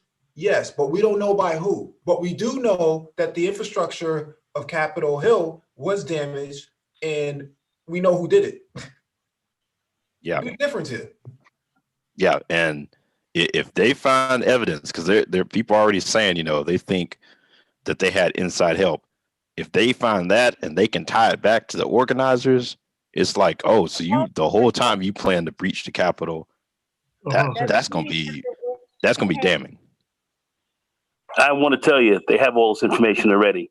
They're just not coming out with it. They know exactly what happened. That's why they never gave a press conference on this. These guys know. They don't want to break the narrative down right yet because they're trying to spin it a certain way. But they already know. They know what happened. Too much film is out there, so they already know. They already know. They just haven't told you yet. That's what the deal is. Haven't told us yet. That's all that's going on right now.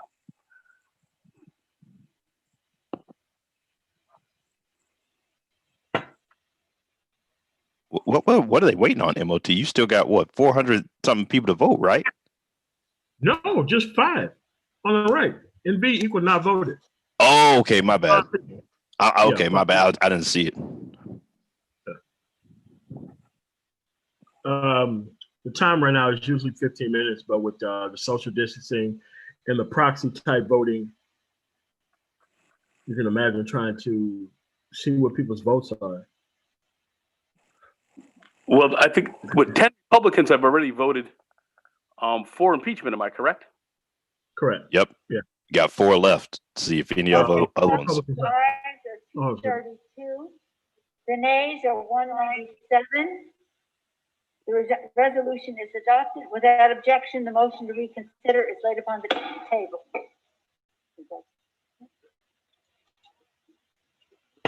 All right, so they didn't even consider the other people because it doesn't matter at this point because it's a majority vote to move the process along so that way this is happening. Did they include in the resolution? I know they included inciting a riot. Did they also include the charge from Georgia for trying to pressure an elected official to overturn? They didn't. No. I mean, because all that stuff. The chair announces that pursuant to section 3A of House Resolution 41, the House Resolution 40 is hereby adopted.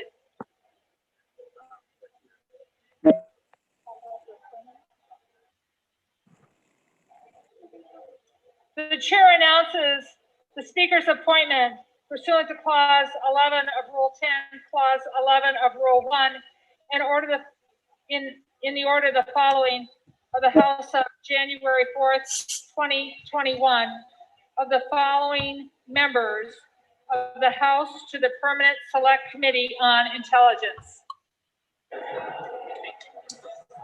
Mr. Schiff of California, Chair. Mr. Nunes of California.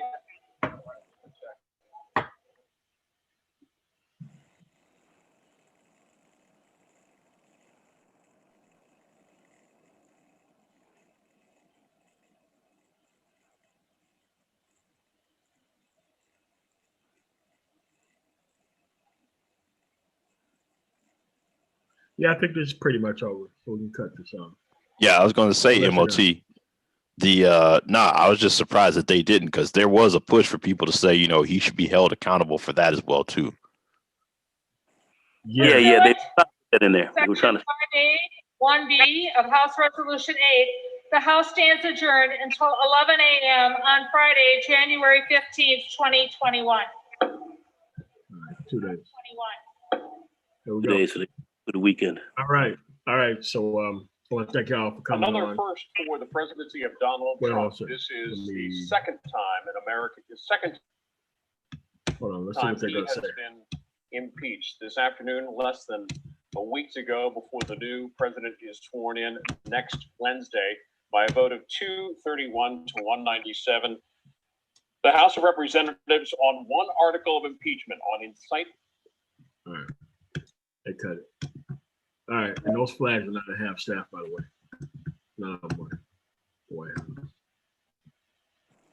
So this is where we're at. So so far, initial thoughts, Mike B, for what we just witnessed. Only surprise for me is the 10 votes from the Republicans. I only expected 5 to 6 at best, and ended up with being 10. That's only shocker on my side. Yeah, seeing that, Mike, it'll be interesting to see what the Senate does, because I wonder if someone like Manchin would vote for impeachment, especially with him being up for a re-election, I believe, in 2022. Well, Manchin, he's in a very conservative district, even though he's a Democrat. He's in a very conservative district over there in West Virginia. So, he actually does have, a certain number of Trump supporters. So he's going to be subject heavily to how his district votes. So, you're gonna have to put that into play as well. Even as poor and as messed up as this district is, there tends to be a lot of those types of people that support him. So I just looking at his district and how things are, I suspect him to not to play as close as we might like, which I find interesting. But I do think the 10 Republicans, in my view, I think was not a big surprise, but a little bit of a surprise. A lot of those Republicans were in there when people were knocking on doors, and they were shook. They were definitely shook. There was no doubt about that. Where in the Senate, how this is going to come down, I know one thing we can count on Romney and a few others. How deep that's going to Murkowski and you're gonna let me see. You have the Black Senator, you have Scott, you have a couple others who are gonna come in there. Some might have been shook as well. And let's put it like this: you do have McConnell, who we know now has pretty much broken ties with Trump, blames Trump for Georgia, blames him for Georgia, quite frankly, and said that impeachment would be good, which to me, that he's good with it, which kind of signals to me where he's coming from right now as a Senate lead, even though he will lose that, shortly. I think we may see a few senators breaking ranks as well on this. So don't be surprised if we see 10 or so senators that may come in on this, maybe more. Don't be shocked if you happen to see that. Yeah, so I wonder. Collins is another one, maybe. Yeah. Susan Collins. Yep. I mean, there's a lot going down here. So, and a lot of people want Trump out because they feel he's cost them a lot. And a lot of people right now feel like he's cost them a lot. That they've cost the party from especially someone like McConnell feels. He lost his speakership, because of that. Now, Lindsey Graham has been walking around him and, kind of brown-nosing him or whatever, brown-nosing Trump. And I find that rather interesting as to what this is all about. He seems to me, he might be going against McConnell on this. So I think there is some level of confusion. This is such a bad thing. I think there is some confusion and a lack of coherence inside of the party over this. So I think that there's we will not be surprised to see maybe some people breaking ranks. I think we might see some other people breaking ranks like we saw here in the House. So this is going to be interesting to see. But I would not be surprised if we see a few more senators break than we may have thought. Yeah. What you have on the screen right here is the actual people who's going to be up for re-election in 2022 in the actual Senate of the United States. Yeah, I believe it is 22 or 21 to 13. Republicans have more. Yeah, but there are safe seats and not so safe seats. Right. So Murkowski's gonna probably be a fight. Yeah. I mean, because she won 6 years ago.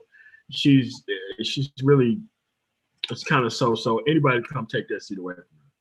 And it's like, these are the seats that are up.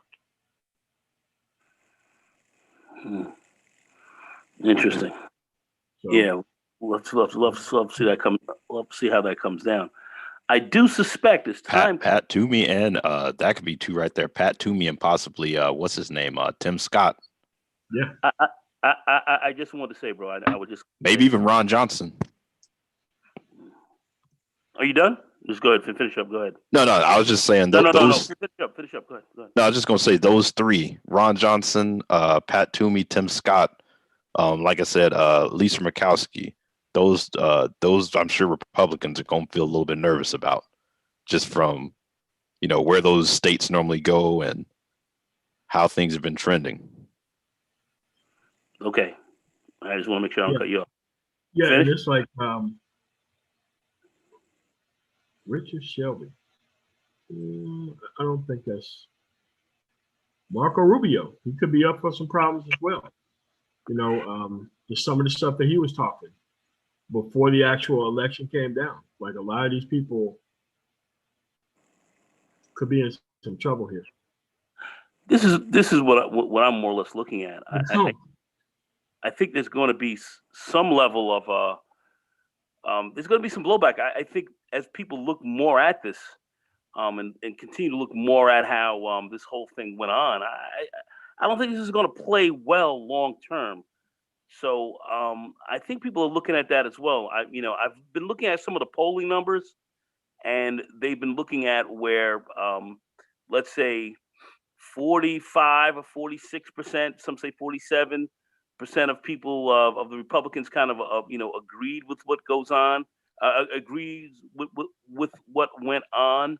So that leaves about 53 or 54% who didn't, and I suspect that people not agreeing is going to go up higher as we tend to look at this a little closer. This, we don't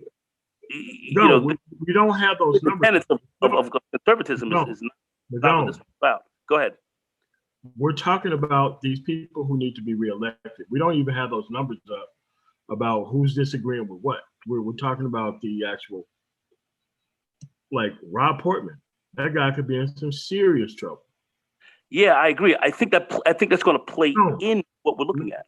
No, we got to get other people's opinion on the panel. No. I just said I'm just answering what we were more or less talking about. I said I wanted to. That's all I agree with. I think that these numbers might change. That's all. Mike, the Rob Portman thing. Oh, I don't have anything on it right now. All right, Renaissance Man. Yeah.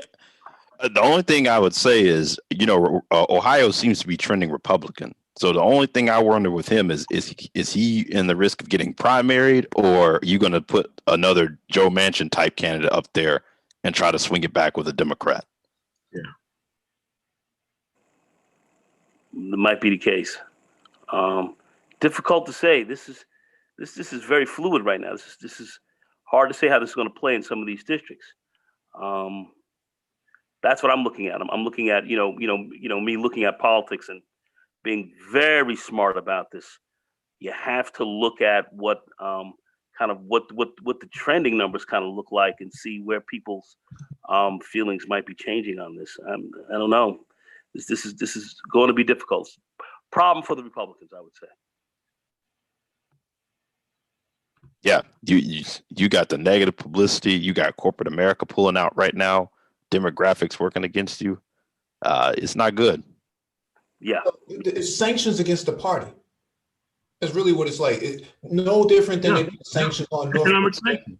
Yeah, sanctions Yeah, on North Korea, sanctions on Cuba, sanctions on the Republican Party. You would be crazy right now to have an R next to your name. Just nuts. Yeah, it looks bad. It looks bad.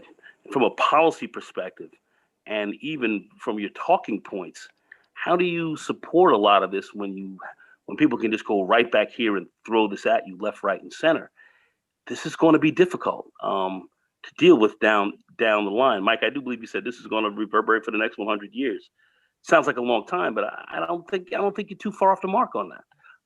The case study for the next 100 years that in the same way people talk about, Robert E. Lee and Jefferson, people are going to be talking about Trump well into the 2060s. Oh, just like that. Just like that. Yeah. The dude's name is going to be trash everywhere. Yeah.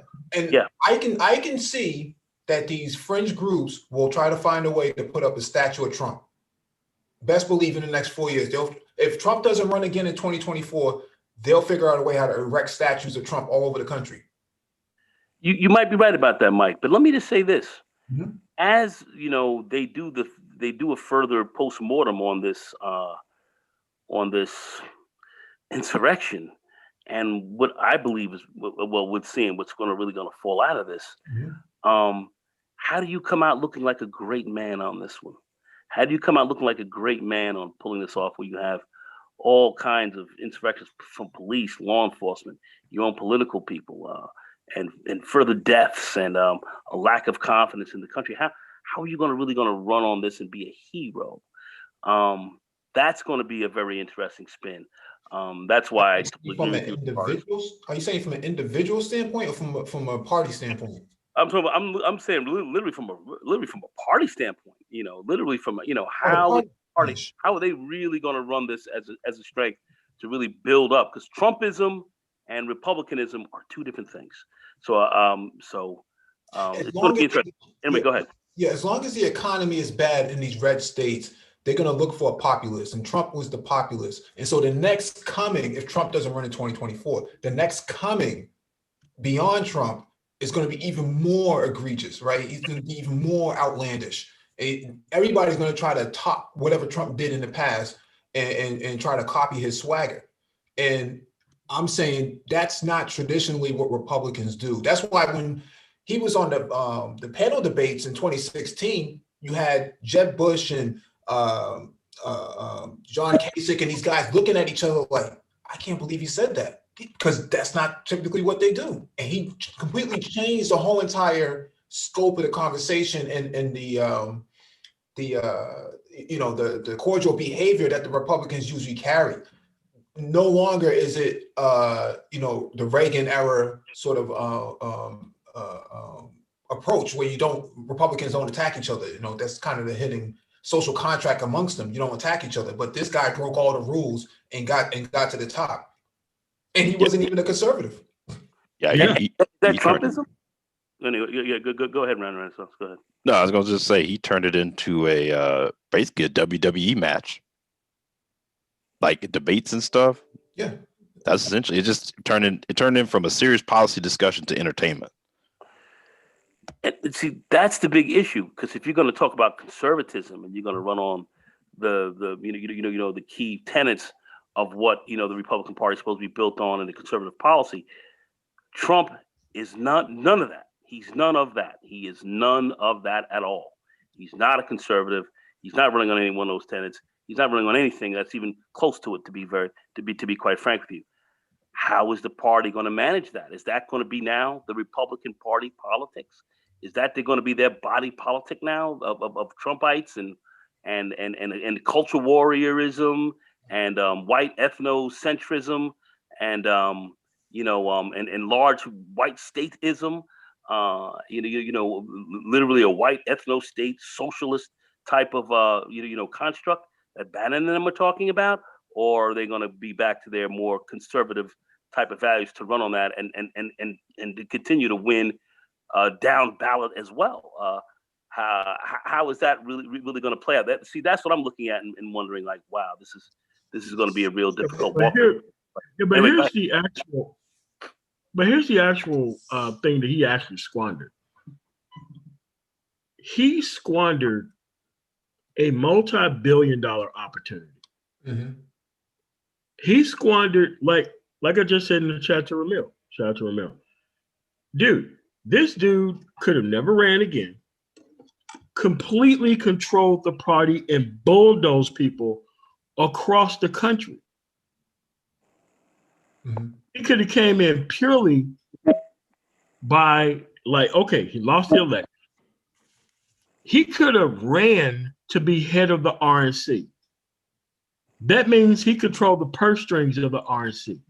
And he could have spent the money however he wanted to, which means he would have been in charge of choosing what kind of candidates across the country that was going to be able to support the Republican brand. Let's say he did come out, he do this whole election the way he did it.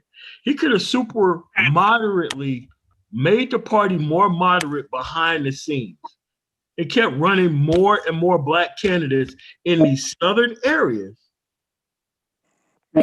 Like, dude, he squandered an enormous opportunity here. All because of these idiots who that did this last name is trash everywhere. Nobody is going to want to be associated with his name. Most of his money was made by him privately, putting his name on. Yes. So he spent this whole entire presidency destroying his name. Well, no. You're absolutely right about that, MOT. You're right about that.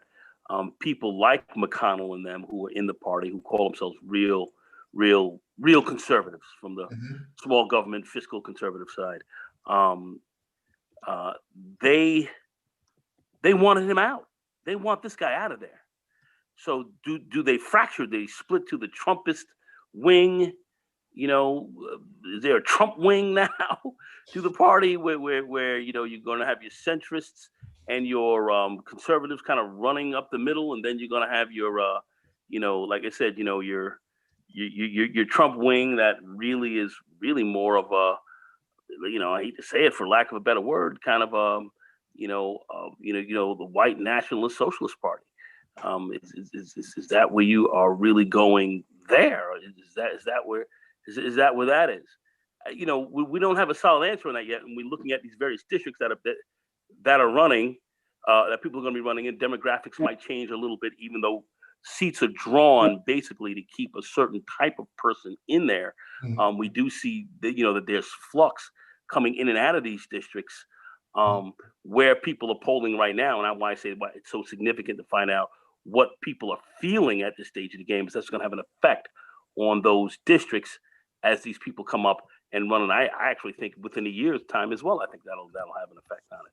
So, there's a lot in the air here. I mean, there's a lot up in the air, of which, I know a lot of the people who are central to the party, the white male, 55 and over and so forth, white female, kind of the same way, are angry, disaffected, and they're going to vote and continue to move a certain type of way without thinking about some of these changes, which is going to play a role certainly on into the Trump side of the fence. But is that going to be enough in respect to continue to win races, to continue to win? The Democrats basically ran the table here. If this guy, Biden does halfway decent in his first year and starts to get this COVID under control, it's over. It's a wrap for a lot of fucking people. It's a wrap. So, these are my questions, which lead into some deeper issues. But I just put that out there for us to, think politically, to understand kind of, what the political ramifications are this down the line. This is pretty heavy duty deal. Yeah, I think yeah, like MOT is saying, he squandered a big opportunity. Not really well coherent, only getting 4 hours of sleep at night, eating McDonald's and drinking Diet Cokes and stuff. I mean, just a poor diet, not well thought out. If you do your research on YouTube, DW posted a actual good video, a documentary about brain health and how eating fast food and things like that actually clouds your judgment based on their research. And so if you had eaten a proper meal, it would actually determine your next decision, as opposed to eating a poor meal and make you make very volatile decisions. And I think that this guy had been eating so poorly and just had such a poor lifestyle, man, in the White House. He couldn't think straight. You know, it was just all over the place. Because if you listen to Maddox and what's his name, Rex Tillerson, and the rest of those guys who were let go, they all said the same thing about him. Anytime you tried to coach him on how to do something, he would just reject it outright. Omarosa said something very similar too. And so he doesn't like being told what to do, especially if the ideas did not originate from him. And so he seems to have a big problem. Just from a personality standpoint, he's not really meant to lead in that area. Like in other areas, like a TV show or something like that, he can do fine because there's, the safety net is around him. But in the White House, you're trying to govern the country. That's terrible. That's, it's not good.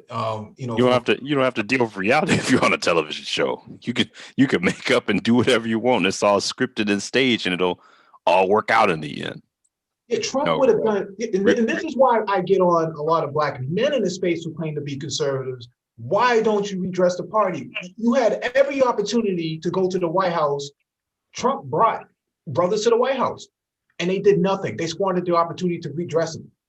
They could have created a different sort of momentum and actually changed the politic body on the optics level on the forefront. And they did nothing. He did nothing. And then thus they got nothing out of it. And they squandered their vote, and he squandered his legacy. Yeah, and I don't think that these guys were that serious about it. And then when you started seeing a lot more brothers who really started running with this, it seemed as though that, that side of the fence, the Trump guys and the white Trumpists, they kind of had these guys' masculinity and how would you say, their peckers in their pockets. So they kind of were running with that, and these guys did not expand on it. They just didn't do it. So are they serious? I still say that Mike, I still believe that there's a big opportunity for Black men to kind of get in there. They're going to have pushback from the older, more white, stodgy crowd there that doesn't want to see any change. But that's natural. You'll have to go in there and knuckle up with that a little bit. But you can still change this thing. I think the opportunities are sitting wide open right now. They're wide open, but I don't see from what I'm seeing. I don't see these guys getting ready to, I see them doing a lot of trolling and a lot of talking smack, but I don't see them going into the real organizational aspect of the game, getting into the party at this grassroots level and starting to change and move these things and move this in a way where, our interests, their interests can truly be met. I don't see that happening, though it's a wide open opportunity for that right now. It's wide open.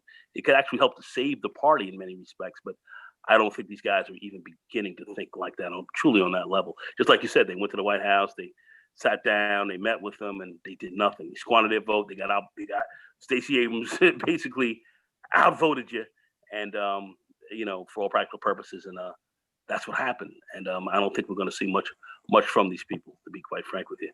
I would like to see it, but from what I see in the mindsets and the intelligence factors I'm seeing from these people, I don't see that happening. Okay, but he took the short-term power of idiots as the real power. He didn't see the long-term opportunity that he had right in front of his face to be able to do something with it. He really, dude, this has to be a show by itself about how he could have been the greatest president ever in losing. You got a 7-2 Supreme Court. For 3 judges himself. He put 3 on himself. My God. Go ahead. A 7-2 Supreme Court. You now have control of the party. You have control of the corporate dollars. Everywhere you go, people want to listen to what you say. To the point to where they wanted to get you off social media to close your mouth. You come, if he had it, all right, there needs to be a separate show by itself. Yeah. I don't want to get into it. Yeah. But into that. But let's kind of keep it on this. No, I was going to say quickly, the other thing you got to think about, the party hadn't seen the full fallout from this. because they sent out a memo, I think it was today or yesterday, from the I believe it's the governor of Maryland and both Virginia, asking people not to come to the inauguration next week because they're worried about violence. Yeah. So, I mean, it's just you haven't seen the last of this. Like that may have been like the catalyst of it, but if these people go out and do something else stupid, you're gonna have people wanting to say, "Well, is this going back to this whole was this all incited by the whole Stop the Steal movement?" So you really haven't seen the full ramifications of it yet. It'd be the first inauguration on Zoom. Yeah. Yeah. Zoom and Skype. And you guys still. Oh, go ahead, Nicole. No. I just ask you guys this question, everybody here. Do you think that COVID had an effect on the president's mind as well? Nah, he was incompetent long before he even got in there. I mean, yeah, he was incompetent. I mean, he'd be the first person to have COVID then and run as president. But I'm saying he was just incompetent from the jump. I mean, to push his insurrectionist move. He's desperate, Nagone. He's desperate. But was there a net benefit in that? Anyway, go ahead. Yeah, but he's not used to losing on that scale. That's a massive scale to lose. He never got anything done that was beneficial. Pulled the United States out of WHO. Pulled the United States out of the Paris Climate Change Agreement. Trade war with China that didn't really benefit the United States at all. It actually hurt them. A wall on the border that was never completed. Just a litany of issues that agenda that was never really fulfilled.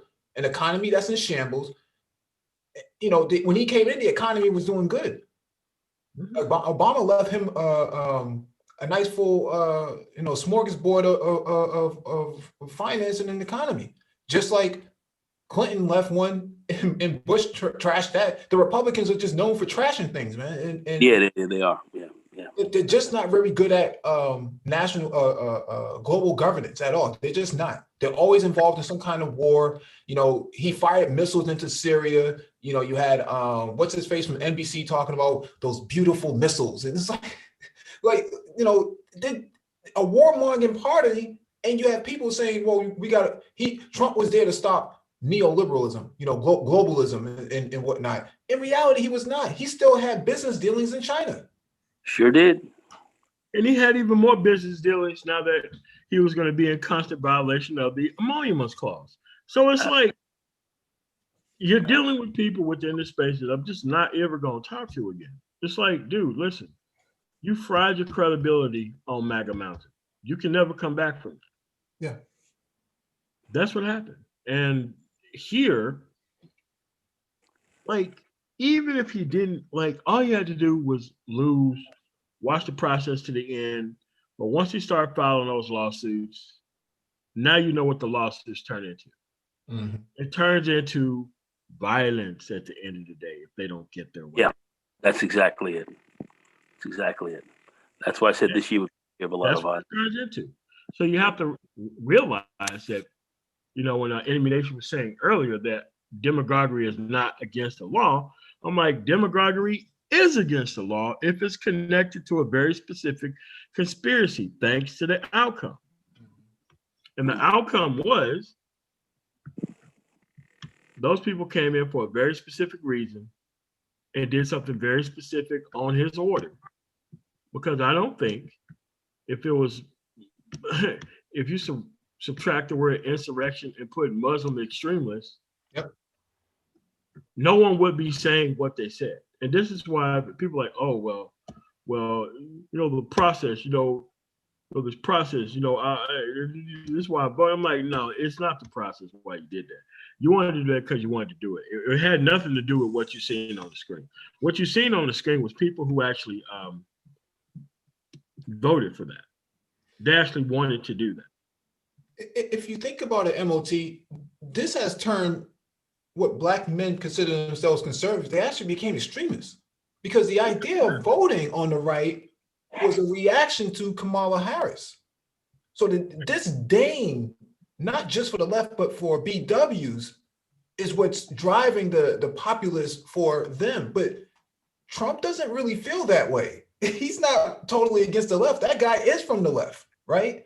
And he doesn't have this sort of misogynist, perspective of at least not in reference to Kamala. So what the right really represents now is totally different than what Black male conservatives are grifting to, right? And so they really can't redress the party because their issues are not really welcomed over there. And so they submit their vote and they never really get anything out of it. And their disgruntledness has them going around the manosphere causing insurrection on panels and whatnot. You catch my grip. It's a fact. Yeah, but here's what they wanted to do. Like, here's what the plan was. The plan was to never learn about the process in total. The plan was to never ask them for anything. That was the plan. The plan was to not say anything about the process, because going over there with your vote and not asking for anything over there while you're over there mean that you're just voting as an actual saboteur to the other side. You didn't come over there for anything. They could have went over there with tangibles. This is why I don't believe no content creator within this space who claims they're conservative. You are all labeled frauds from this point on. If you ever call yourself a conservative for any reason, you look like a damn fool right now, because none of those people covered those things live. So you can cover your numbers and super chats and all that stupid shit out in the public. When it came time for you to actually talk about your side after your side attacked the Capitol, you had nothing to say. You want to know why? You were never on the team. And most of these people know that they don't have any responsibilities when they're on the team that they're on. You would think this would be some liberal shit, but these are people who claim to be conservative. I mean, they don't.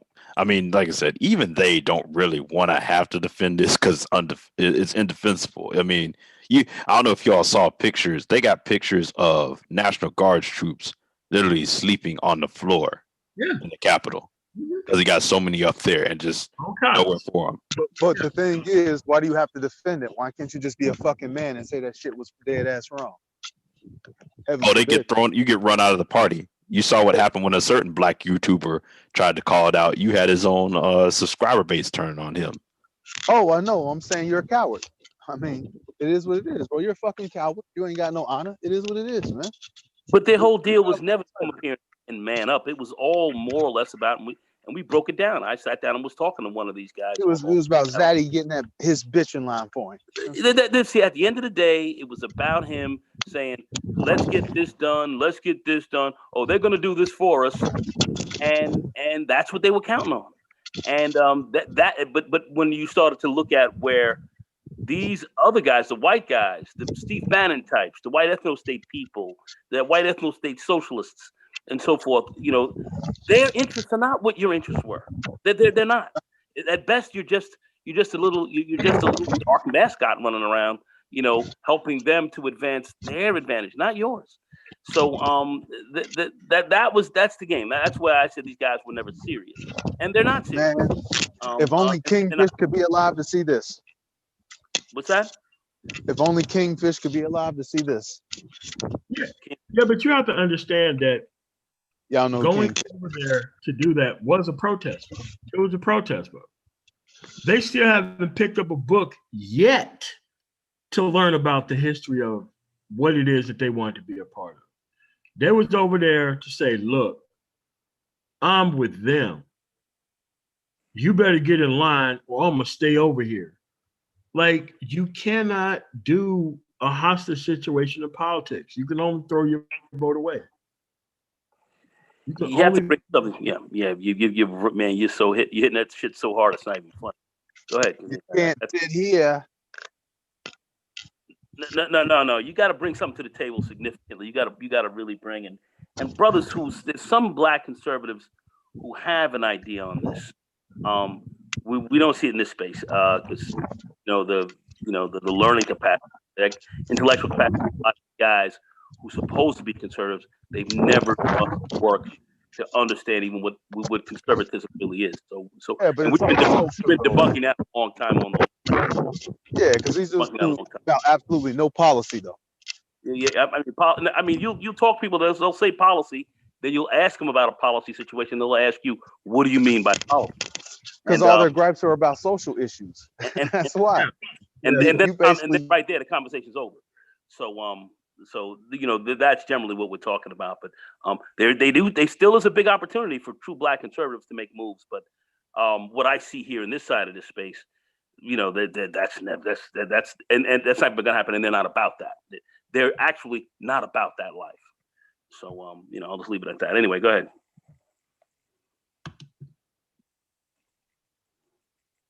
Yeah. No, it's pretty much when the way the game is supposed to work is essentially whoever's in office, it's essentially, okay, what are you organizing to go and get as far as, things we need to go and be active and press people for. And when it comes to these guys, with Trump in office, wasn't any of that. It was, hey, let's sit over here and troll the left. Let's talk about Biden and the crime bill.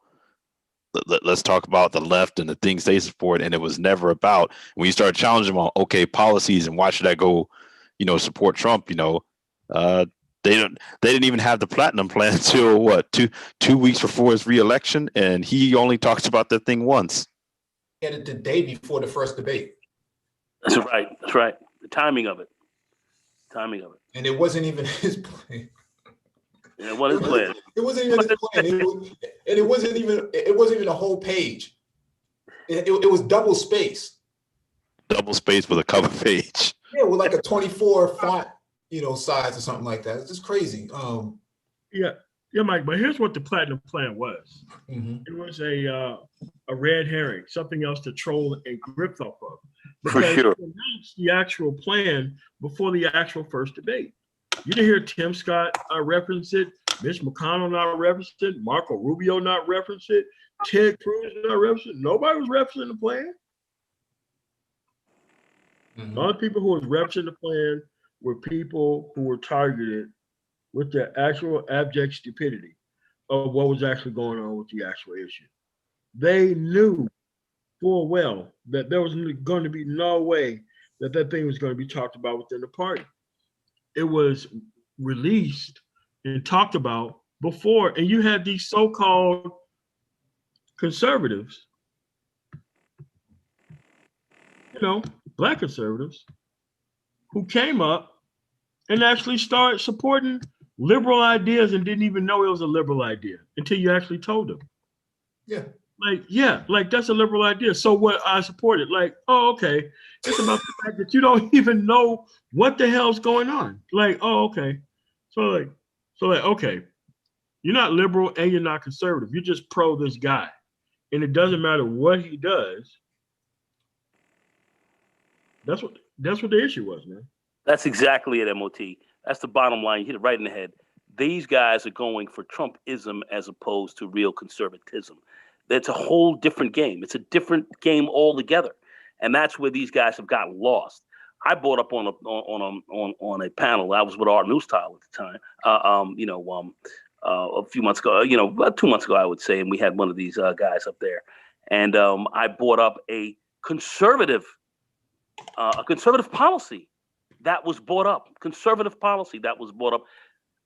That greatly affects most people here in the United States, especially single fathers and so forth. And he did not even know that this came from the conservative party. Yet they're fighting against this policy, but didn't even know it came from the conservative party. Didn't have a clue. Didn't have an idea of it. Didn't understand where this even came from. And when I start to have these conversations, that's why I say I don't even talk to these guys anymore. There's no reason for it. They don't know where this stuff is at. These guys have supplanted their political idealism to a man, not to the true policies. And that's where the problem is. And many of these other people many people in the majority society who are calling themselves supposedly Republicans are doing the same thing, and some are falling into a cultism, and that's not conservatism. That's not it at all. And if you understand conservative policies and principles deeply, like I do, deeply like MOT does, like Renaissance Man, and Mike V, of course. It might be funny they call Mike V Communist V. Boy, very funny. And DC and others who deeply understand what these, what conservative policy and I'm thinking it's all about. None of these guys are coming from that. None of these guys, they can't even talk to you about what the key points are to it. If you had to ask them, they couldn't tell you. So that's a big part of the problem. They tack themselves onto the man, not to actually to the to conservative ideals or idealism, and that's the big problem. And that's why I say, with respect to Republican Party politics, taking this further beyond just what little's going on over here, but in the bigger picture with Republican Party politics, that's the big problem that they're going to have to deal with over the next 2 years, especially. And I don't know how that's going to shape out. And these polls that are coming out on how people think are going to directly affect exactly how people are going to be voting. That's the connection. I want to make sure that people don't miss that. I myself am never going to miss that. I think politically, but most miss this. And we can't afford to do that if you're going to move forward in this game, in the manner that I'm speaking about. Go ahead, guys.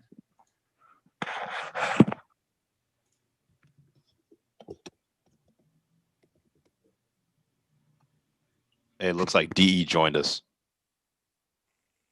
You there, DE? Yeah, I'm trying to get I'm trying to get going here, but let me say something. Normally you on a party, a political party, you have like conservatives and progressives that help make up the party. What has happened to the Republican Party is that the number of conservatives in there might be 1 or 2 now. I'm not sure, but let me say 1 or 2. All the others, I would say, is like the KKK became a political party. And what Donald Trump did with his cult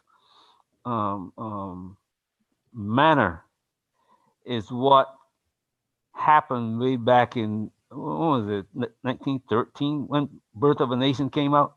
15. The guy who was head of the Klan at the time? 15. That cult personality with the President of the United States joining in. So we have this door that's been open. And Democratic Party right now have a problem. I don't know. I don't know if you guys talked about it in another show, but though Trump didn't, to me, Trump did a lot of stuff, It's not, he didn't, Mike said that he didn't do anything, but to me, he did a lot of stuff, not the positive things. He didn't take up from what Obama left off and improved on it or added to it. What he did was, it's like having it's like he destroyed the White House. He just removed the roof and put a tarp. And then, it's like all his members now believe that what he did was something great because he changed the world. He started a war with China that shouldn't have been started, like Mike said. And now Biden has a problem with China that I don't know how he's going to solve it. And it's going to turn into, it might turn into a war, a real shooting war. Not directly. It might not start directly, but it's going to be indirect.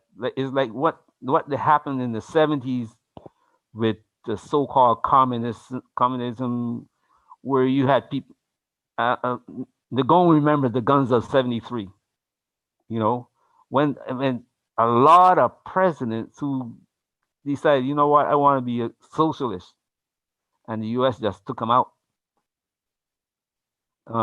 In Africa, the Africans decided, you know what, we want to stand up for ourselves, and the CIA just went across Africa and devastated all the leadership. And the British, they were involved in Selassie murder. Man, we want to keep it on the United States-based conversation, man. But yeah, I'm just saying that the U.S. this might end up with more how do I put it, being more of a problem for the U.S. because these people now they might not. To me, it looked like the Republican Party is doubling down, um, and like they're going into self protection mode. It's not about the U.S. government and about making things. You know what? Things got out of hand. Let's all join together and straighten it out.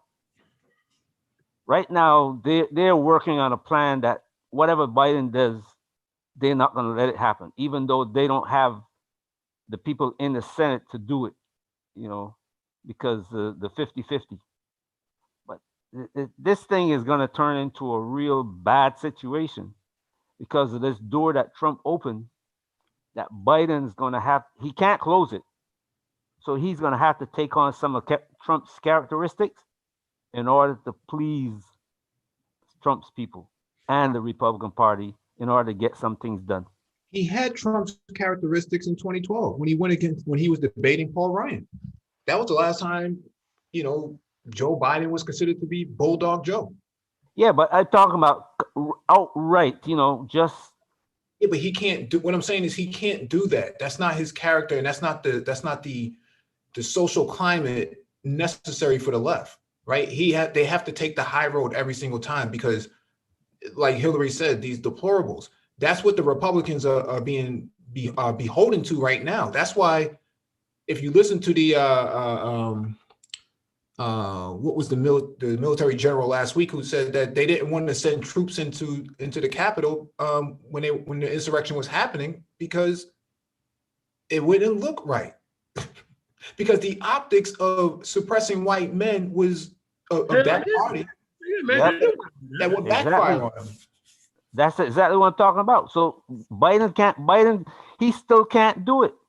So he's going to have to, he can't be like Trump in personality, but his actions, some of his actions, even though he's doing it behind the closed doors and behind the scene, he's still going to have to do it. Yeah, but there's a political and social secession coming from the right. You have these southern states last month, back in December, trying to form this sort of conservative pack of states that's not going to adhere and recognize Biden on January 20th, all throughout the South. And so they've already made up their mind on where they stand. And so they're not going to budge. Trump couldn't, like he said on the debate stage, stand back and stand by, right? He couldn't tell them, he couldn't denounce white supremacy, he couldn't denounce his base. He couldn't meet with George Floyd's family because his base wouldn't support that. Well, look at what happened to Obama. Obama said this could be my son, and they jumped down his throat, even though they knew that he was correct. No, the worst one was when Obama had to call that cop to apologize, bring the cop to the White House. Yeah, that one when he took up for Henry Louis Gates and just said the police acted stupidly. People went nuts about that. Sean Hannity and all them. Yeah, he chastised a white male. And this is a lonely white Cambridge police officer, racist as can be. I'm very familiar with him. And he had no juice. I don't even know if the guy's still on the job. I don't know the status of that right now, but I'm saying that's how much influence white males have on the party.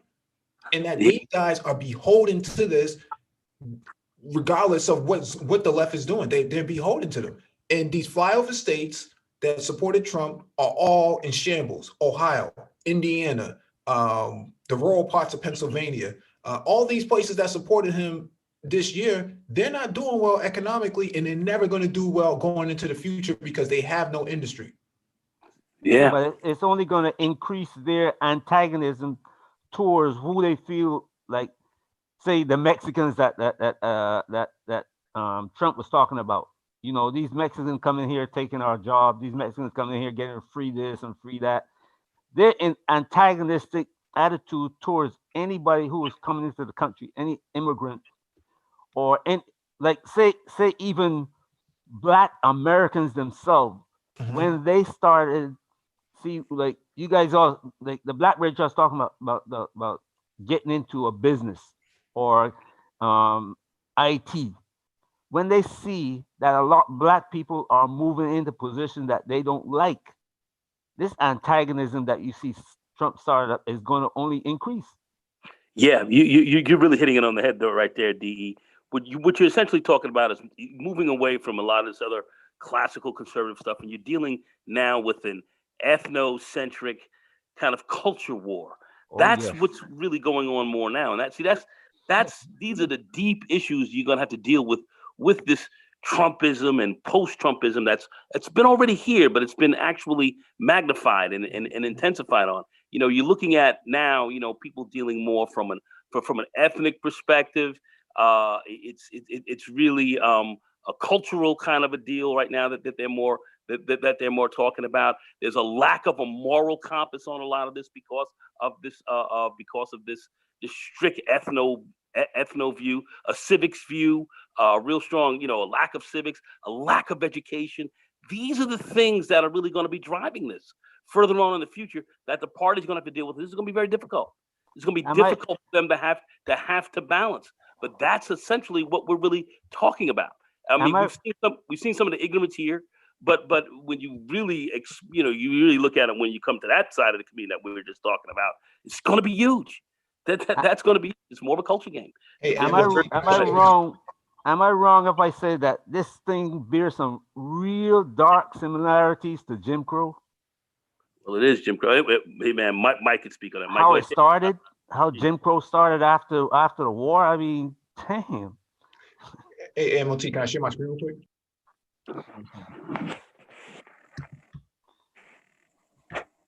Yeah, I was going to quickly add to DE. When you were talking about, or Nagone, you all were talking about them, not responding well to black men in positions of authority. You know, look at what happened to Michael Steele when he said he was the leader of the Republican Party. Wow. They had a fit. He had to apologize to Rush Limbaugh for saying, hey, I'm the head of the party, when that's what the RNC chairman is. And that's the only thing, you bring that point up, and I'm going to say this very quickly, and then Mike's got to get his screen going. When he apologized to Rush Limbaugh about that, he kowtowed to them as well. I thought that was a low for him. I'll just say that was a low for me. He didn't have to do that. Not to the likes of that guy. But anyway, go ahead, guys. Go ahead, Mike.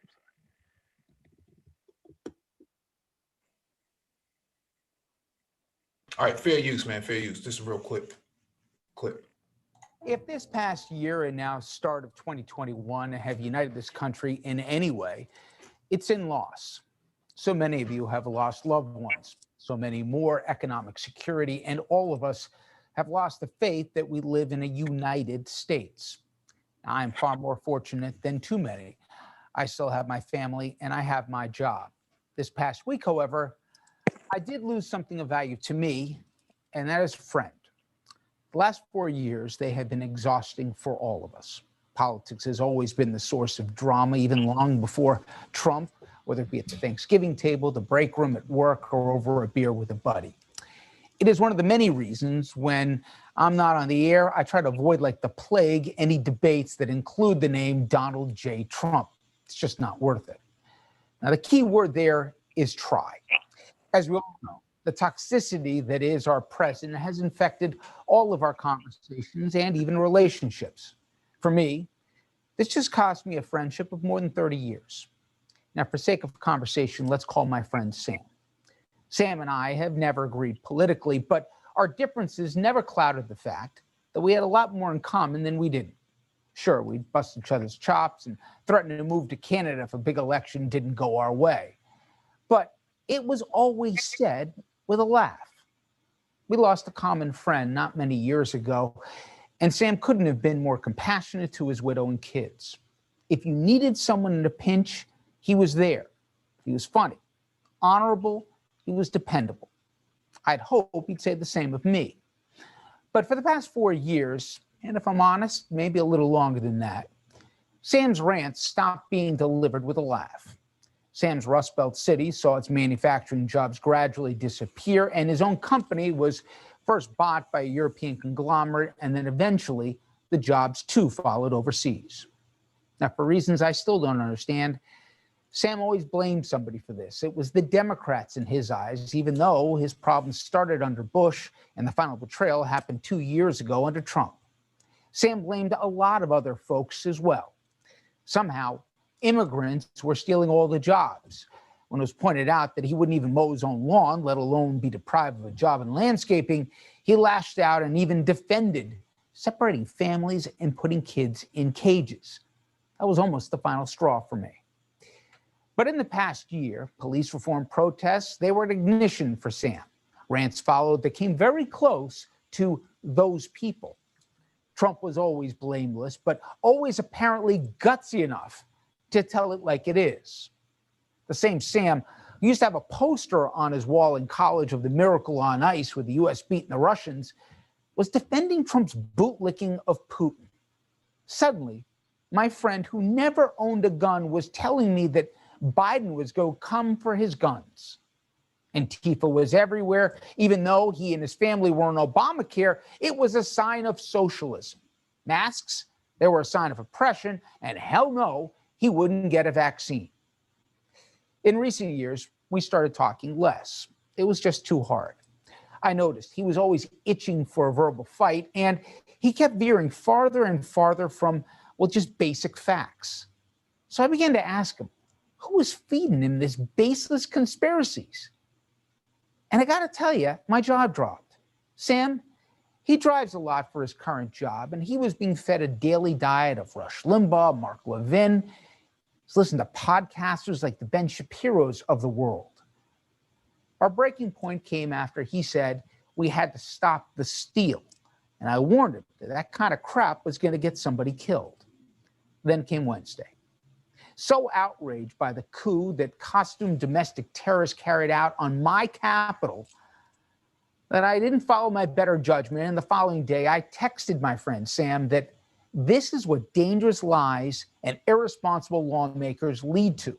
Stop listening to these guys. You're better than that, end quote. He responded, of course, and he said, freedom isn't free. Patriots sometimes need to make loud statements to be heard, end quote. That was the end of our friendship.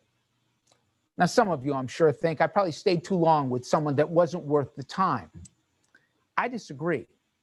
Sam was a good man, a good husband, a good father, and for a long time, a very good friend. Now, a lot of people might share your worldview, but let's be honest. A lot of them are selfish, dishonest, unreliable, or just bad company. Sam was none of those things. And if we just disagreed about politics, I wouldn't be sharing this story with you tonight. But Sam changed. And he's changed for a lot of reasons, but I believe, or maybe I just want to believe, that really the real fake news made Sam and tens of millions of people like him into foot soldiers for a cause that they can't really explain and for a man not worth my friend's time on his best day. I meant it when I said that Sam was better than that, but I'm afraid I'll never find out if I'm proven right. All right, when we come back, Bob Carroll. Wow.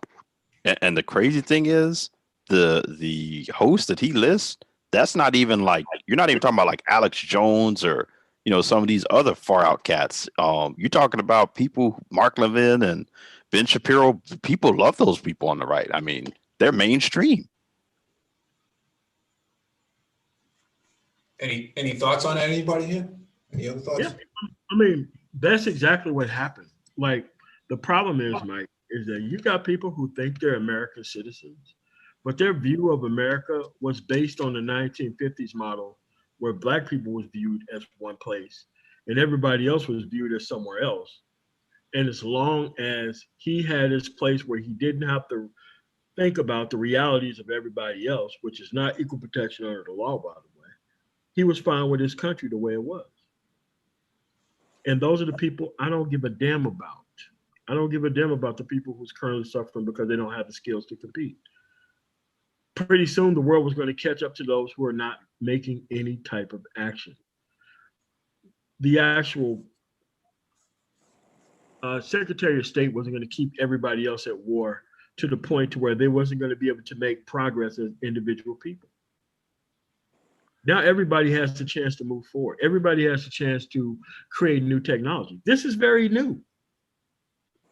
And the people who they claim are quote unquote socialist or quote unquote communistic are the people who can hand down directives directly to their people about how they're going to be able to compete in society. A hell of a lot better than the people who claim that they're for freedom are. I think MOT just nail it right in the head. You were going to go, RM? Go ahead and say, because I'll talk right after you do. Go ahead. No, I was just gonna say this goes back to what I was saying earlier, like hearing him tell that story about how his friend just pretty much came unrecognizable. Like that's what I was kind of getting at, and he even claiming that he changed. What's up? Yeah, radicalized. That's the term to use. Radicalized. Yeah. His friend didn't change. His friend became radicalized the more he stayed stagnant and the more he did not have any tangible accomplishments that he hated over the people who he claimed he hated. That's how he became radicalized. No progress. But see, when my point is, when Trump is not president, those radicalized people are going to act out big time. They're going to become far more radical, and the reason why is they're not going to have their how Scaramucci called them, the last white man standing up there, really supposed to be speaking for them. See, I remember when I had gotten Jared Taylor, that individual, very far right wing individual, Renaissance movement or whatever he had going on. And in the end, I blew him out of the water by saying the problem is you guys are upset because your 200 years of affirmative action and so forth that you guys had is now over. Now you're upset because you can't compete. You guys are supposedly they want their own white nations.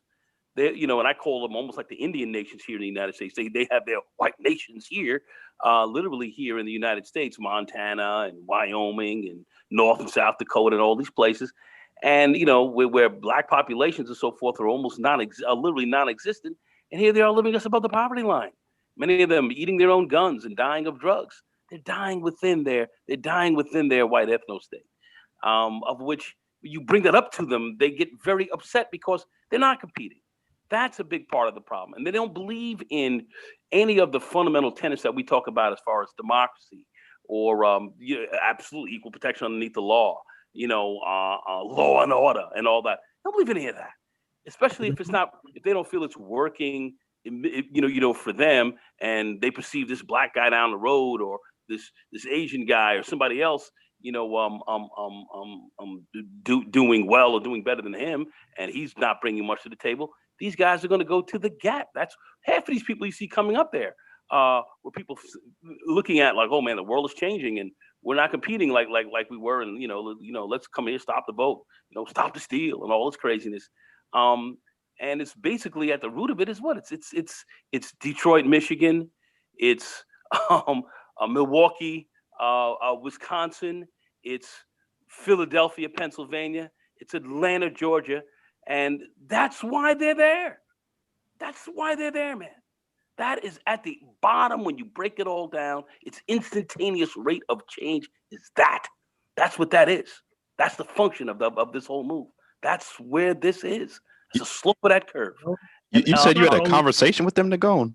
Yeah. With Jared Taylor. Yeah, I did, man. Oh, wow. I was on Obsidian's channel. This was back in 2018. Tore him out the frame, because he came in there BSing and thought he was talking to some black people. Wait. The Manosphere has done. They've brought in white nationalists on their panels like that.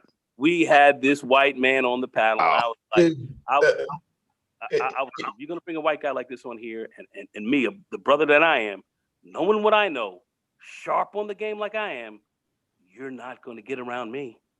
I'm gonna make sure I tear you out the frame before you leave. And that's exactly what I did. Mike, go ahead. No, we got to swing the mic to Melagino. He had his hand raised. Melagino, go ahead, man. Hey, brothers, man. Good evening, man.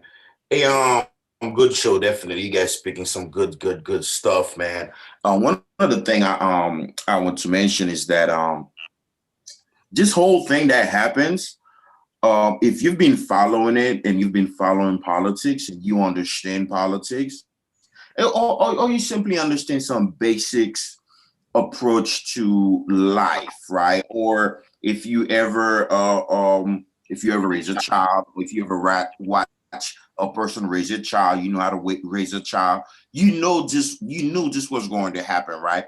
It's like you have a child playing with matches, right? And you refuse to scold the child. You let the child do whatever he wants to do with the matches. Eventually, playing with matches become acceptable. You know what's going to happen? Don't be surprised when that child is burning that house with you in it, because you have made it entirely possible and acceptable for that child to be playing with matches. And this is what exactly is the Republican Party. Republican Party are enabler of these people. Republican Party refuse to scold and rebuke their constituents. And one of the biggest enablers of these people we have to look at is the white evangelical church. The white evangelical church know these people are amongst them.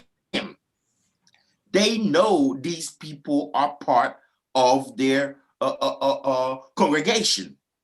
But there is not that many white preachers or ministers who will dare to speak and call out these people. What makes this whole thing worse, the worst thing about this whole situation is that these people, they have an entire media apparatus available to them to amplify their dysfunction. Yeah, let's go to DE Raptor. He has his hand raised. I just want to make something in reference to what Nagon said. I have a personal example of why I said that these people are going to double down. My son is going to college, and he was also working for a business down here in Florida. I live in Central Florida. The woman who he's working for sent a friend of his a text telling him, don't come to work anymore. He no longer have a job. She had hired another Caucasian. Around here where I live at, I'm seeing a new flag flying the other day. It doesn't have the red, blue, and white like the U.S. flag. And I keep trying to find out what is going on with it. Then I find out it's a new kind of faction that's building around here in this community of Trumpers. I haven't seen it anywhere else in the country yet, but I'm sure it's going to come all over the country after a while. And these people are not going to give up. They are working, and I said, a lot of congressional people are involved in this thing. They like I got an email this morning showing me that they found one guy was he made a video on YouTube saying that these 3 congressmen were in it with him, but the thing that went on the 8th. Talking about Ali Alexander. Yeah. Yeah, MOT, I sent you that email of that guy. There's a clip on YouTube, on CNN channel. I sent you a bunch of stuff in your email, MOT. Check that one. Check them out. Yeah, I think what I can gather from that from Rich's video, his monologue, that's what we've seen in this space over a period of time, the last maybe 18 months at best. You've seen people who had never talked about politics before completely just been transformed, from one thing to politics. And these people are unrecognizable from the original Manosphere or even Manosphere 2.0. And everything he's highlighting in there, you know, this guy drives around all day. Maybe he drives with Uber or something like that. He's listening to all these podcasts and Rush Limbaugh and all these AM radio talking points. It's the same exact thing going on in the Manosphere. The Manosphere has content creators and chat box twerkers who have been radicalized. I think MOT is using the right word. This space has been radicalized by the right. And these guys are just foot soldiers for the right, but they never get anything in return. They never redress their party. They never redress their government. They never talk about, you know. Well, Mike, they get super chats. Oh yeah, bro. I'm hearing just the funniest shit, bro. Motherfuckers just like, listen, you know, it's almost like the system, you know, who's running the system, right? Like, it's almost like it's everywhere. Like, it's even international. Fuck, I mean, you might as well rip up the Constitution. It almost sounds like that white supremacy everybody been talking about, nigga. The thing. Here's another thing, though. Why are you having a defeatist attitude? Yeah, but here's another thing that people don't get and what they don't realize. The stuff that most of the people in the dominant culture are facing, Black men are now facing with their lack of swag and actual nonsense that used to get them by within the Black environment. Now things are changing toward a productivity type of standpoint. And they see the things kind of moving from one standpoint to another. So while the whites are trying to hold on to their version of America, you have the Black dudes who's trying to hold on to their version of Black America, where the woman's opinion meant everything. And the dudes kind of stayed in their place who couldn't get the respect of those women. So it's like you have two different sides of the same coin who have invested a bunch of their life into an actual lie of a system that was not equal protection under the law. And now that it's crumbling on both sides, both of these people are headed toward the same level of irrelevancy. So true. And marginalization that they pointed their finger at Black people, same niggas at these spaces who, you know, I don't like the way you protest or whatever, right? You know, shut up, nigga, right? Just, you know, get out the street, nigga, right? You know, and, you know, your boy Silent would get on panels and what will your boy Silent tell them? You know, because I was wrong, you know, because they were just putting their morality cues again in these same fucking people that they standing on the line with, all right, who gets violent. The most violent people in the motherfucking universe, bro. Every place, every solid surface, and even in the skies and the seas, they're killing giraffes and pulling ancient shit out of the fucking seas just for the joy of it. They like killing shit. And every time they feel like their sensitive little fucking feelings are hurt, right? You know, they get violent and then they try to compare that to the actual fucking oppression that they fucking visit upon other fucking people. And then you got people who look like us throwing their line in. You look stupid. But see, but this is the thing. They wanted to make and talk about it, especially with MOT just said. They want to make both sides, which is so similar. They want to basically maintain the status quo of how things work. This is exactly what it is. They want to maintain status quo. They like it the way it is. The white guys wanted back. Here we are, 2021. In their world, it's 1954. Okay, and the same thing, you know, in the Black community, same maintenance of that same status quo with the female there, and you know, 10 folks out in frame, and and these brothers are sitting here, you know, being run by it, and then a few of these brothers who have kind of are running above it a little bit, and in this community, you know, benefiting from this. They want this thing to stay exactly the same way. They want to maintain the status quo, man. Both sides are suffering from the same thing. Anyway, go ahead. No, because they're the real liberals. Yeah, they always have been. Yeah, don't want to wear condoms, don't want to take care of their kids, don't want to pay child support, don't want to follow the process, the political process, don't care about the political process, always trying to push a hustle that's a business without any ethics. But claim they want patriarchy. Claim. Yeah. Yeah. You know what? I wonder what Brandon Tatum is doing right now, like at this very moment. Recently, when I checked, I went on his Twitter just to pick real quick because one of the things I like to do, I like to just pick at these Black conservative. I think I think he posted some picture of the Black Panthers when they were in Chicago with guns and stuff like that, showing the liberals be getting violent too and shit like that. Oh my God, these niggas are incorrigible. He must be in a rough spot because you used to be former law enforcement too. So now it's like you've seen a fellow law enforcement killed and you're trying to play that down like it's nothing. They got. I mean, did the Illuminati got pictures of this nigga getting popped in the behind somewhere, man? The fuck? Well, I don't think we should go there, but yeah, back to blue. Now it's not about back to blue. Now it's about back to super chats. Back to cash apps. Where did they grow these people at? Bro, I was saying in the super chat, like real talk, man.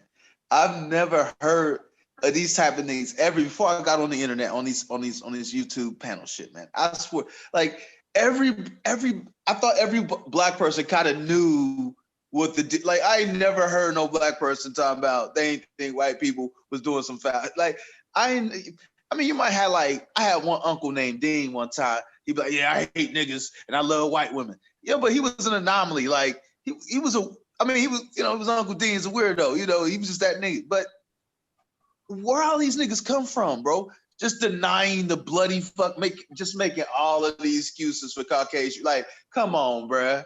You ain't got to go that far, man. Yeah. I tell you what. I understand that it was always for me, it was always a thing for people to actually do who didn't have any real skill or any tangible skill set at all, that they would just fall back into doing that, which is nothing but like a sophisticated way of one-sided trolling. Or you would become a method actor, quote unquote, to go into the environment. You do what you do. You don't ask any questions, and you just get along with your business. It's kind of like how liberals end up outnumbered like 5-1 on Fox News, and they always tend to lose the actual conversation. But they would never invite on competent people to go against their incompetent people. It's a show, and it's well maintained and well managed. What you actually see on these shows, like even these shows you see on YouTube. You don't see real conservatives coming out trying to argue with these type of idiots because they've already burned their credibility to the ground. So even for them coming out right now to even come out and even argue so-called said conservatism, it still makes them look dumb for having these people on their side that they seen operating for such a long ass time that they said nothing. Now they speak for you now. Oops, how did that happen? That's just the way it works, man. Insurrections on panels. Yeah. Overthrowing people, talking over them, talking through them, and muting people and kicking people off and whatnot. The manosphere has been overrun by radicalized, and I'm speaking of the Black manosphere in case anybody doesn't understand. I was going to ask you. The space has been completely overrun by radicalized, wannabe jihadis, man, whose holy leadership relies on a tangerine tyrant. Yes, to have their masculinity, their version of masculinity, be verified. How they have their masculinity be verified? They have their masculinity be verified by watching a public troll who never cared about the process make it to the top. They never cared. I mean, he's so masculine, MOT, that his own wife that he paid for won't fuck him. That's how masculine he is. Listen, hey guys, let me just say this. Let's kind of get off of some of these individuals, because really we're talking about a bigger piece here that kind of Mike is talking about and others. That it's just not one. We're looking at an overall mindset that's going on. So we kind of want to stick to that because I think that's really what we're talking about here. We are sticking to the concept. It's just that we were not talking about individuals here. Yeah, we're talking about the overall concept here. Right. And MOT, when you get a moment, you allow me to address a comment in the chat. Yeah, let me say this real quick. You see, this is what it been. This is what happened. This is a battle to get proximity to whiteness. This whole thing that you're seeing right now, that's been bubbling, this is whiteness at display. And these guys, these grifters in the manosphere, what they're trying to do, they're trying to pull the Candace Owen kind of move, right? The Diamond and Sip type of move, right? Because they're thinking maybe they can be seen by Fox News, or and obviously they're constantly begging for super chat and PayPal and Cash App, whatnot. These guys are doing the work of whiteness. They're trying to get as close to whiteness as possible. And this is what this without investing anything. Without investing. Yeah, so that's the actual problem here. It's just that you got a bunch of dudes whose version of America have failed because of their own inability to take part in the actual country that they're at. So now they want to stop people from voting, or claiming that all news is fake except for their point of view and opinion that's not even researched at all. All news is fake, but they never tell you where they get their information from. Oh, They yeah. never tell you how they became as relevant, or what they actually read or studied to actually come to the actual level of anything. And what they do is they come on to conversations by people and they sabotage every conversation they come across. And then they act like what they point you out to be, and the host just let them do it over and over again. But at the end of the day, you have to see this stuff coming. I keep bringing it up because it's something that is very specific and is very deliberate. In the right-wing circles that I run in, this is exactly how the conversation works all the time. You can't talk to these people about anything, nothing. You can't talk about anything without it turning into a whataboutism, or what about Benghazi, or what about somebody who's not even in public service. Dude, they've been doing this stuff their entire lives. What about Bob? Yeah, MOT, someone tweeted the other day, they were like, now more people have been killed at the Capitol event than were killed in Benghazi. Yeah. And you saw how big of a deal that was made. Yeah, Benghazi 3 years of hearing. 3 years of hearing. Hey, may I address Covered this one. before this comment goes away? Will you allow me to address this comment before it goes away? Go ahead. This is a comment made by that brother, Pdat. Salute, brother. But he says, wait a minute, Silent Lamont. Are the white women you've dated exceptional? I want to point that word out, exceptional. Are they white or non-black? Do they know how to behave as decent What does this human have to do with beings? the discussion that we're talking? Like, It's what all does it good. have to do? Yeah, Like, man. talk about the comment. Like, why would he address you with what kind of what? I'm not sure. I mean, if someone asks me a question, I just answer the question. I mean, to be honest, if someone asks me a question, I just answer it. No, I mean, but I mean, wow. Like, I don't even know how that would even become part of the conversation. Like, why would a person even ask a question to you? Like, all right, man, never mind. I'm not sure. So, but you know, the argument is more as like in the word. It's just a common thing that people do, right? And he says, do they know how to behave as decent human beings, or are they just like most white women? When in these arguments, man, people just go to this hyperbole, right? It's almost like, you know, we get used to hearing these little tropes. Like there's a little trope that gets said in these spaces, something about like something about you talking bad about black women or something, and then putting white women on a pedestal or some shit like that, right? You going red pill for black women and blue pill for white women or some shit. You guys have heard that little trope? Yeah, I mean, it's wow. Yeah, right. So but people get caught in these tropes because they're caught up in these little hyperboles. It's not because you're criticizing BW means that you're putting someone else on a pedestal when the reality is others are just better. I'm sorry. So when you say the brother, are they exceptional? The answer is no. They're just normal. If you've listened to me talk, man, I talk in the real world. I don't talk in memes. I don't talk in, line 15 in a rebuttal response book. All right. Most people, most of the women I've dated, yes, they've been white or non-black. As for the last, since 28 and above. Right. What I will say is the experience is just a more enjoyable, relaxing, less stressful experience overall. It just is. Yeah, All right. but I think he wants you to be able to. Well, that's because you got to have a certain amount of game, and this is what these lunatics actually think that they have to put on this, this shaman outfit like the guy who had in the actual Capitol in order to be a man within Black society, where you could just deal with different people who know how to act. They act like people who know how to act don't exist. They don't have access to them. Therefore, they're not anywhere.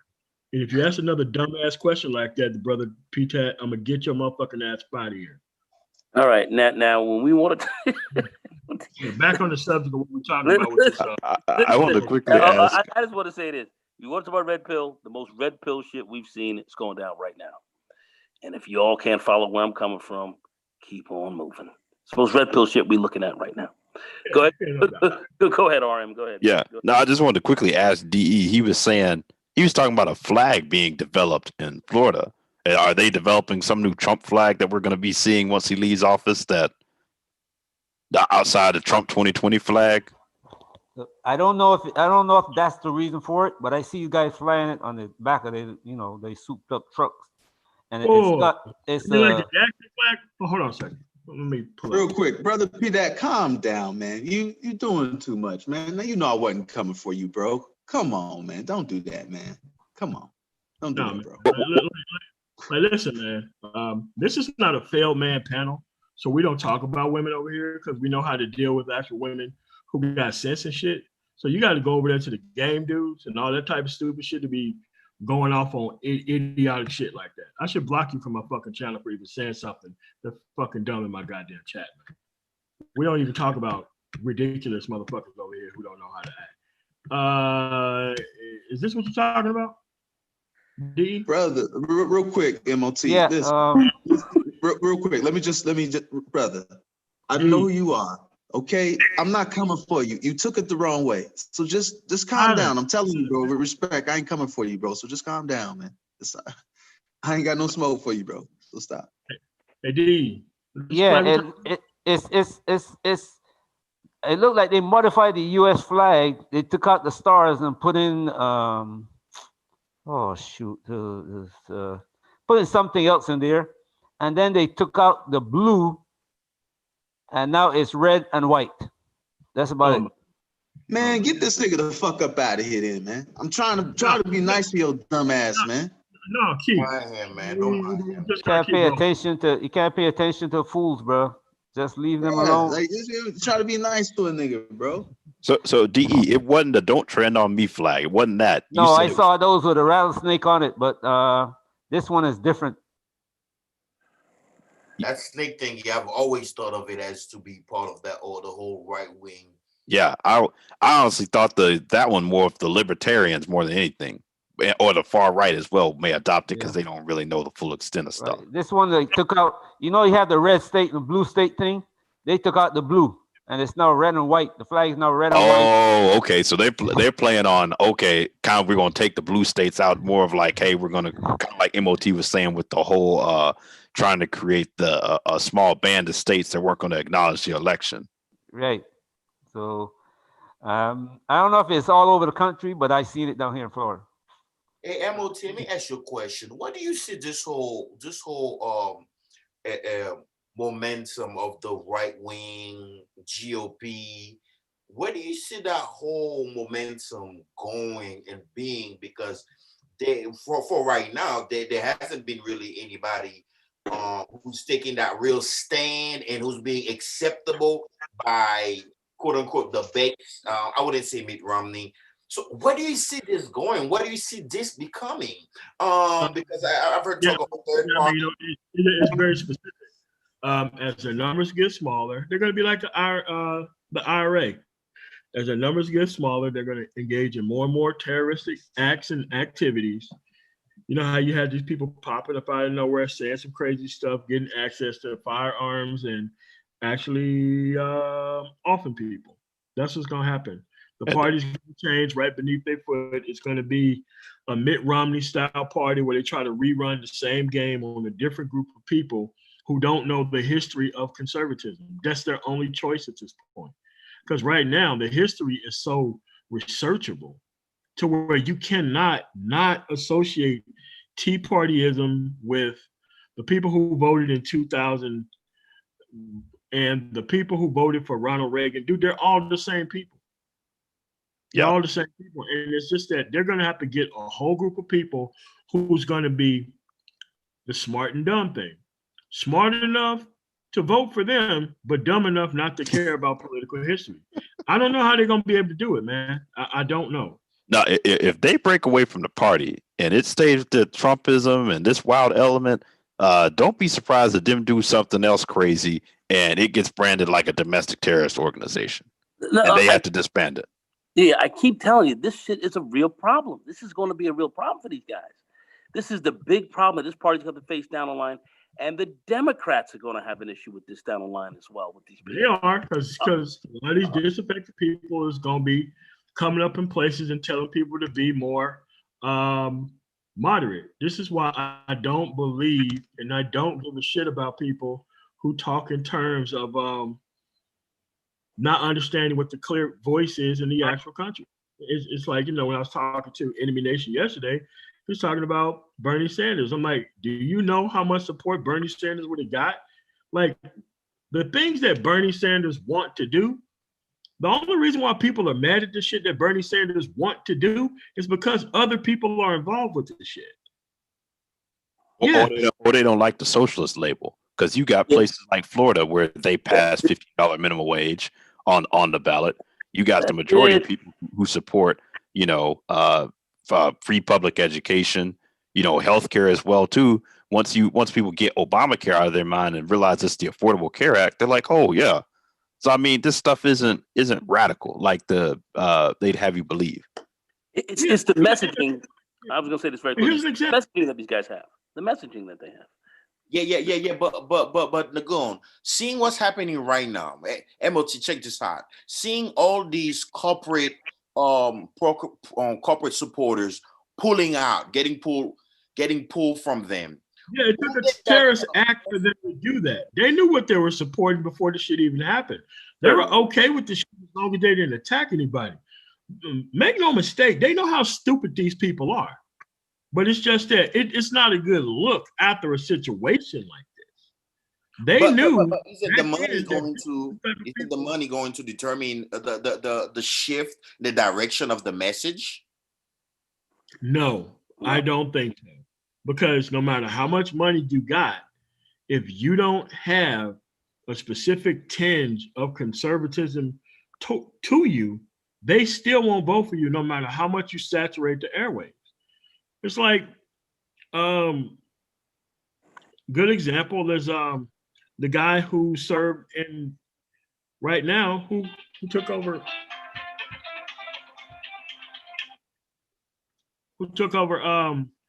what was the guy who was actual the senator who was the first attorney general? His seat in actual Alabama. That dude had name recognition. Jeff Sessions. That dude had name recognition that you wouldn't believe. The simple fact that Trump supported the other guy had him losing the primary. It wasn't even about saturating the airways with money. It was purely about support and who voted.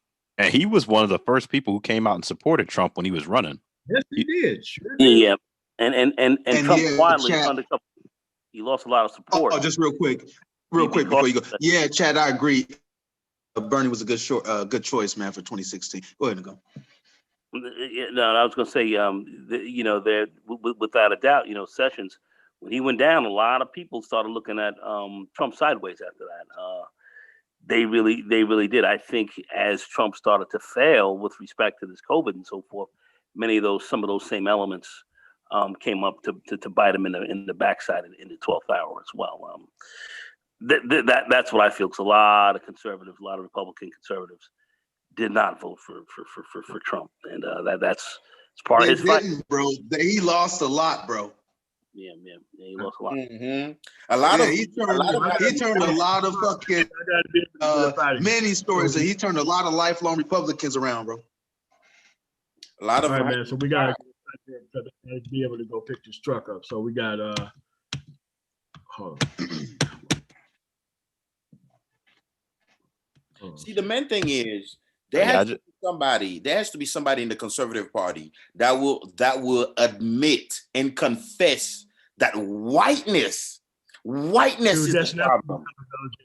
Belgino, man, that's never gonna happen. We got any last words before we get up out of here? Silent. Oh no, man! When that chick stood up right in the middle of the house and called that nigga the white supremacist in chief, man, that yeah, it was crazy. I don't know if that's ever been said on the House floor before. Who was that? When was that? What was some Indian rep? Indian Oma? What the fuck was? Yeah.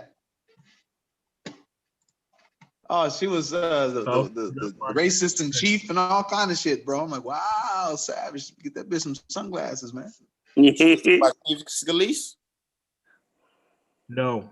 Belgino, last words before we get up out of here. Last word, man. Just pay attention. I just hope brothers will pay attention to people playing them, especially guys, YouTubers in the red pill manosphere space.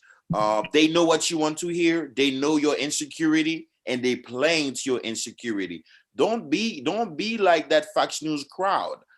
Be smart and know when people are pandering to you. I mean, some messages, some talking points are really valid, but you have to pay attention to these grifters that are always asking by Cash App and super chats. Just pay attention, man. Yeah. All right. Thanks for the comments, D Raptor. I don't know, man. I guess it's your boy Silent signing out, man. Listen, man. See, brother, just listen. This is your opportunity right now, bro. This is our opportunity right now. This is, I mean, real. Silent. We're doing last comments for everybody on the panel, man. Renaissance man, any last words? Not. Oh, those were my last words. Okay. I was gonna say, no, thanks for having me come up. I was gonna say quickly, I just got a notification to my phone saying Trump has condemned the violence at the Capitol. I don't know through what form, but that's just what it says. I don't know if he released a statement or something. It just came through from CNBC saying Trump condemns violence at the Capitol a week after riots. So we'll see what's going on and what goes on going forward. So yeah. So there's a lot of negotiating going on in the background right now. A lot of people whose name is on the list of, giving assistance are trying to save their souls. But anyway, I can only tell brothers to stay focused, but keep an eye on what's going on and make sure they don't get trapped in this thing, because it can go south like what happened the 8th. It can go south all over the country if you're not keeping yourself safe and an eye on this thing. That's why I'm not going out and being a part of none of this stuff, because I'm not trying to be no random pick off for somebody. You go? No, just keep studying, brothers. And MOT, thanks for inviting me on. Thanks. All right. I mean, so you guys have to recognize, man, that once this stuff comes up for a vote, those people are going to be voted out of the House who was a part of coming forward in the first beginning. And you have to understand that a lot of these people, they only looking at this stuff through one lens, and they don't know how to act around people who actually talk about this stuff all the time, because the only thing they know how to do is troll and do all this other kind of stuff, which I don't care about, which would have me run you down with a chainsaw, because I don't want to talk to people like that. I expect you to comport yourself like a citizen, or you will be treated like an animal. All right, so I want to thank you guys for coming through. The lawmakers make their case for or against the impeachment, and then the vote there afterwards, and we discussed it. comments on here. I want to thank you guys for coming through. You have a really nice day. Peace.